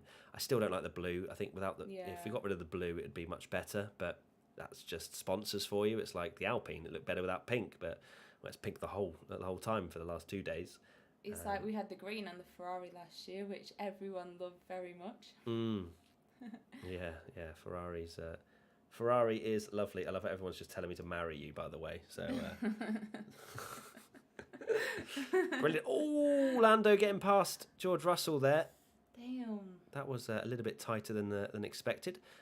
Verstappen was who was having a little bit? It was Lando and Bottas, wasn't it? Was it Bottas in the Alpha earlier, having a little bit of a? It was Bottas. A racy poo. A racy poo. Is that the technical term? That is the technical term. Was it Lando? I don't think it was. I'm trying to remember. Oh, a bit squirrely on the exit turn 11 there. Okay, fair enough. No brackets in the replay. I was wrong. I was trying to assess, but I apologise. Lack of sleep, annoying foothold. So I hold my hands up. If it was a C5 tyre, then fine. I'm not as scared about the Red Bull's performance just then. McLaren's going very slowly. Lando going just crawling down towards the final corner. It was Bottas and Albon that was fighting. Yeah, I could not remember. I was just like, it was like in my ear on the TV, but I was having to do some work, so I was like, oh, what's going on? That has been most of my week. I haven't watched testing well, I've had it on, but it's like, I'm not very good at multitasking, so I feel like I need to go back and rewatch everything. Right, people are telling me to update the times. They have to keep reminding me because it doesn't do it automatically. So hopefully that's now updated the times for you. Jules has had to say that I'm not in charge of updating the times about 1,000 different occasions. Charles Leclerc is out there on the C3 tyre. What? What's wrong? I just saw someone in chat say, I don't want to spoil it for anyone in case we're behind. What? No, not spoiling about anything. What? Is he crashed? No, Are we behind? Don't jog. No, please don't believe what people say in chat. What's going on? No, you don't believe that. Like, they say everything. You've just been baited. You've fallen at the first hurdle of bait chat. Respect it. Unbelievable. You've. I was just like, oh my You're god. Like, oh my god, the car's crashed. I don't want to spoil it for anyone. This is literally a watch along. I know, but I don't know if we're like behind. Are we behind? Oh, a little bit, yeah. But it is that's funny. Pole for Max, yes, says Bazooka. I love how Leclerc crashed. Oh my god, this happened. Don't say anything else, chat, because she'll believe you. Mercedes, George Russell is out there on the what looks like C5s, maybe. So this is where I now doubt myself. No, C4. That's a C4 tyre, definitely. Yeah. Go for a fast lap, George. No, that's not fast. That's not fast at all. That's very slow, in fact. How do you think the seasonal, to you and to chat with George and Lewis, do you think George will be on a similar level to Lewis, or do you think it'll be very much a learning year? The McLaren does not... Oh! Lando does not get out of the way of George Russell there for whatever reason. George not particularly happy. Maybe Lando just... he went to let him through. Had one hand on the steering wheel there, didn't it? Yeah, he was... What on earth is Lando doing there? Round. It's almost like Lando's a bit bored at this stage of doing 3 days of running. That was very strange because he went to let George through and then just kind of carried on towards the apex. Maybe a slight lapse of concentration then from Lando. What, are you trying to get Team LH onto me or something? No, I'm just like... I think George is going to be brilliant this season. I don't think he'll beat Lewis Hamilton over the course of the year, but I think we're going to see some class performances from George. Yeah, definitely. No, I agree. I feel like in terms of George and Lewis, they're very similar in how involved they are with the technical side of things. Like, we've all seen George turn up with his notebook and everything, and Claire was like, it's very rare you get drivers that are that involved, and I feel like he's got that fire in his belly, he's hungry, and I think that he will. Obviously, you want to learn from someone like Lewis Hamilton, but there'll definitely be an element of proving himself against him, like showing like Toto made the right decision to put him in that seat.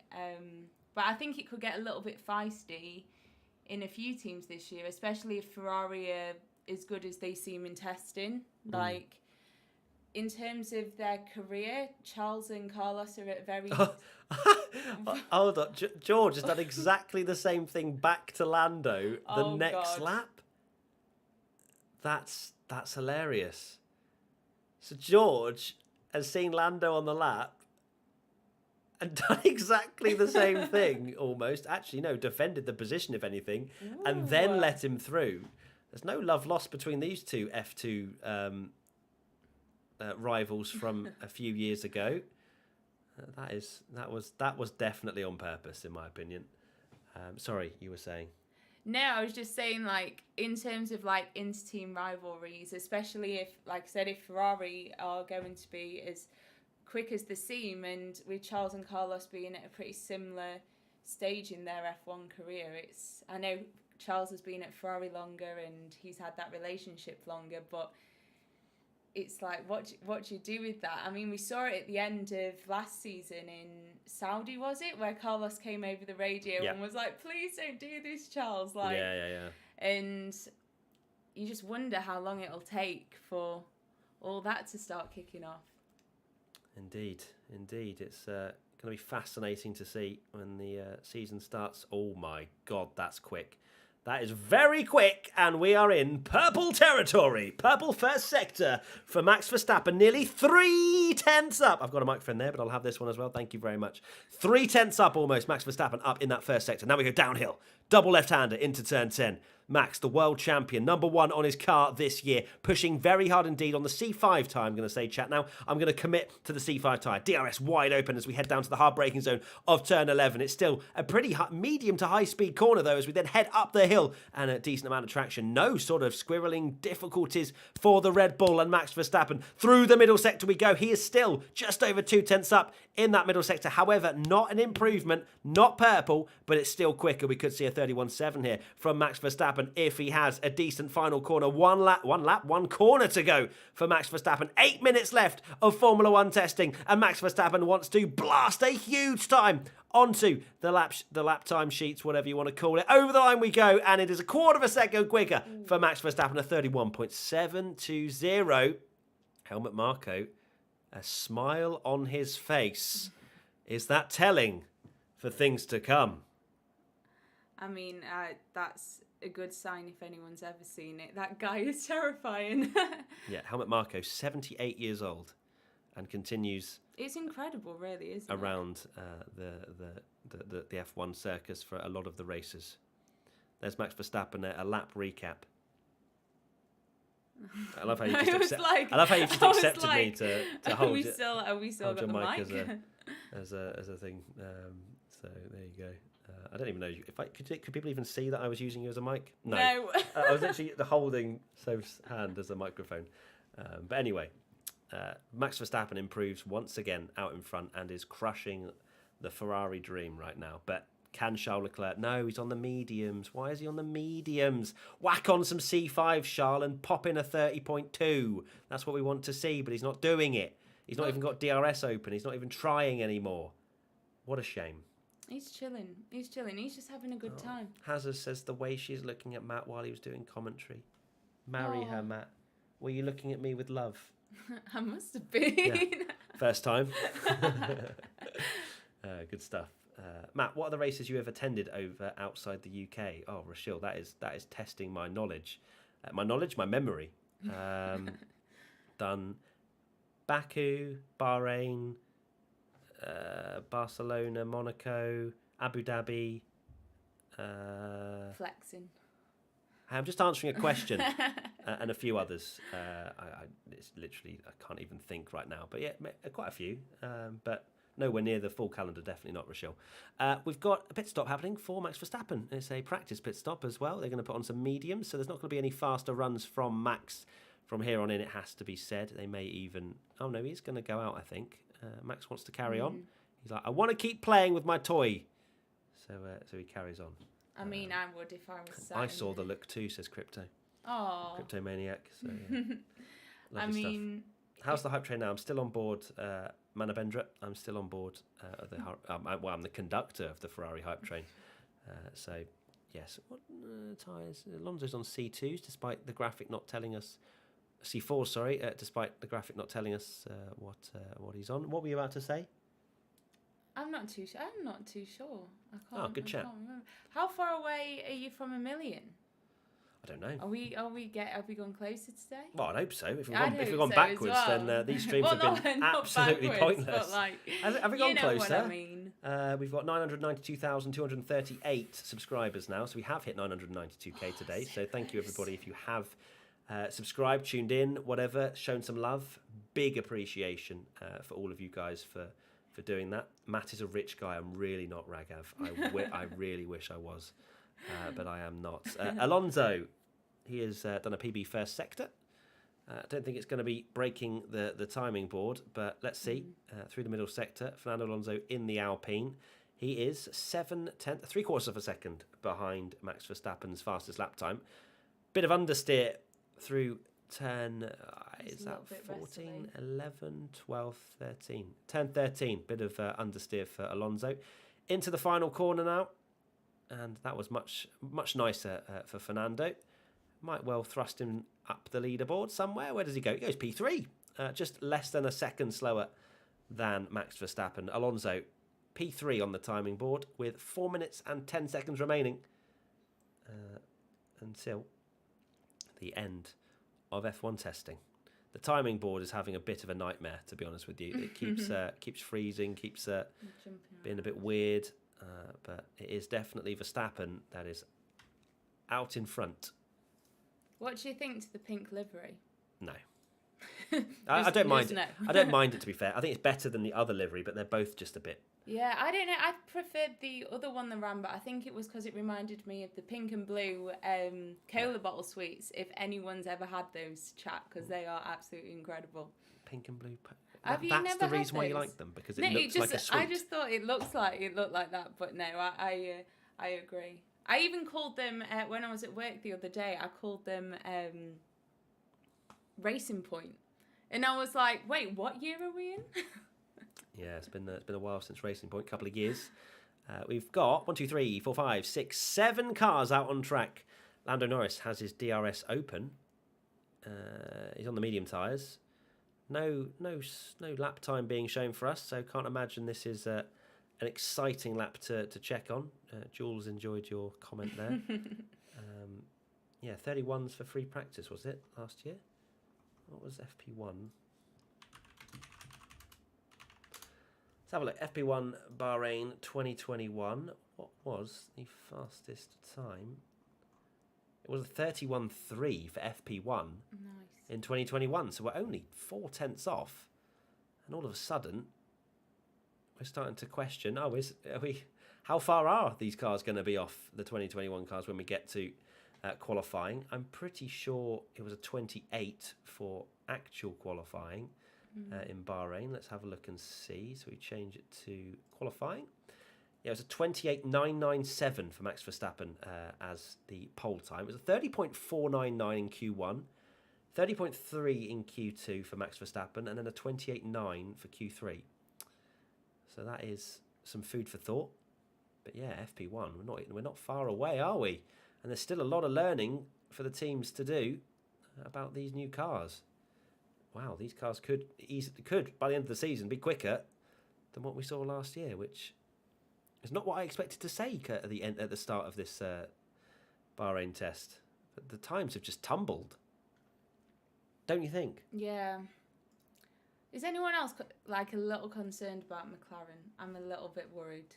How are you now? Yeah, I am. Just because I feel like they've gone a little bit. I know it's only testing, and obviously with all the braking issues, I just feel like they've gone a little bit backwards. Yeah, but it's all right. We believe, as McLaren fans, we believe in next week. They've got a week to make some changes. Yeah. And I suppose it's like we see them do testing in these stints, but it's very different when you're like attacking and defending in a race and how the cars hold up then. And it'll be interesting to see the different side pods and who's got that right. Yeah, definitely. Because that'll really come to the test in like a long race where see if we've got any cooling issues going on there. Yeah, that's been the problem for McLaren, is that they've not been able to do long runs because of their front brake issues. Someone said, "I'm going purple in life," says Antonio. That's really cool. I'm going to use that. That you're going purple in life. Yeah, do you know if you get like a little win in life that you're proud of, I'm just going to be like, I'm going purple in life. That's great. That's a great line. Fair vibes. Okay, we're coming up to the final 10 seconds of F1 testing in Bahrain, day 3. We have got 4 seconds. 3, 2, 1. That is it. The checkered flag. Oh, God, the timer is blowing up in my ear. That hurts a lot. That is the checkered flag. actually, no, it's the red flag because Haas will be running a little bit later on. So there is still some time for Haas to pop in a 1:30 and take the timing glory once again. But for now, Max Verstappen sets a 31.720 to be almost 7/10 clear of Charles Leclerc, setting that time on the C5 tyre. I'm glad it wasn't the C4. What's happened to Nicholas Latifi? Locks up the front left. Is that it? Okay, so just a small lock up on the front left. And actually, no, it's actually a reasonably big lock up on the front left. Alarm gang, says Danielle. Love that. Love that from you guys. So that is technically, but not technically, the end of testing. We still have Magnussen going out, or sorry, not Magnussen, Haas, maybe Mick Schumacher, a little bit later for, I think, an extra 2 hours. Don't quote me on that. What do you think? What did you make of everything so far? The end of testing? The end of testing. I think what is a whole is a whole. Yeah, of just the past... sum yeah, up. let's Just have sum a up. whole. Just sum up. I think Ferrari's looking very strong. I think Mercedes are doing the usual game of holding back a little bit. I think we're going to see. I think the fight we're going to see this year will be a Red Bull, Ferrari, and Mercedes fight again. I think it's going to be those. And who wins? Who wins? What, Yeah, the just decide. championship Yeah. or first race? The championship. Just call it right here. Okay. Charles. Okay, good. There you go. And Charles is on the screen right now. Ferrari. Let's back the hype train, guys. Absolutely. Right, everybody, thank you so much from the bottom of my heart if you've watched for a minute, an hour, a day, the entire 6 days that we've done over the course of Barcelona and Bahrain. I really hope that you have enjoyed dipping in and out of these testing watch-along sessions. We've tried to keep them as entertaining as possible. I didn't ever think I could talk as much as I have over these 6 days of testing. I really hope that you have enjoyed it. Please do leave a like if you have appreciated the effort that we've all put in to bring these to you. But don't worry, this isn't the end of Formula One content up until the first race. We've got plenty of stuff coming out. We've got a summary video of today's Bahrain testing going out later this evening. We've got a podcast going out tomorrow, I think tomorrow anyway. And then we've got more content again next week as well. So please do leave a like and subscribe as well if you are new. It has been, a long old few days, but it's been fun. It's been great to have, this little community in the chat always. I hope that I answered most of your questions and didn't leave you hanging for too long. But it's been an absolute pleasure. Thank you so much, everybody, for watching and just for listening if you have been doing other things whilst listening to the absolute waffle coming out of my mouth. It's been a pleasure. Maybe the next time we speak to you live for qualifying watch along on Saturday next week, we might have hit 1 million subscribers. Who knows? But it's been an absolute pleasure, as I say.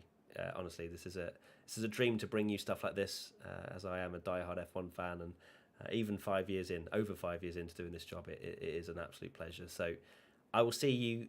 Well, I'll see you. My voice will see you hopefully tonight when you watch our summary video. But we'll see you very soon for another video, wherever that will be, whatever that will be. It's been a pleasure. I'm waffling an absolute treat now, so I'm going to end the stream. It's been a pleasure. Bye bye, everybody.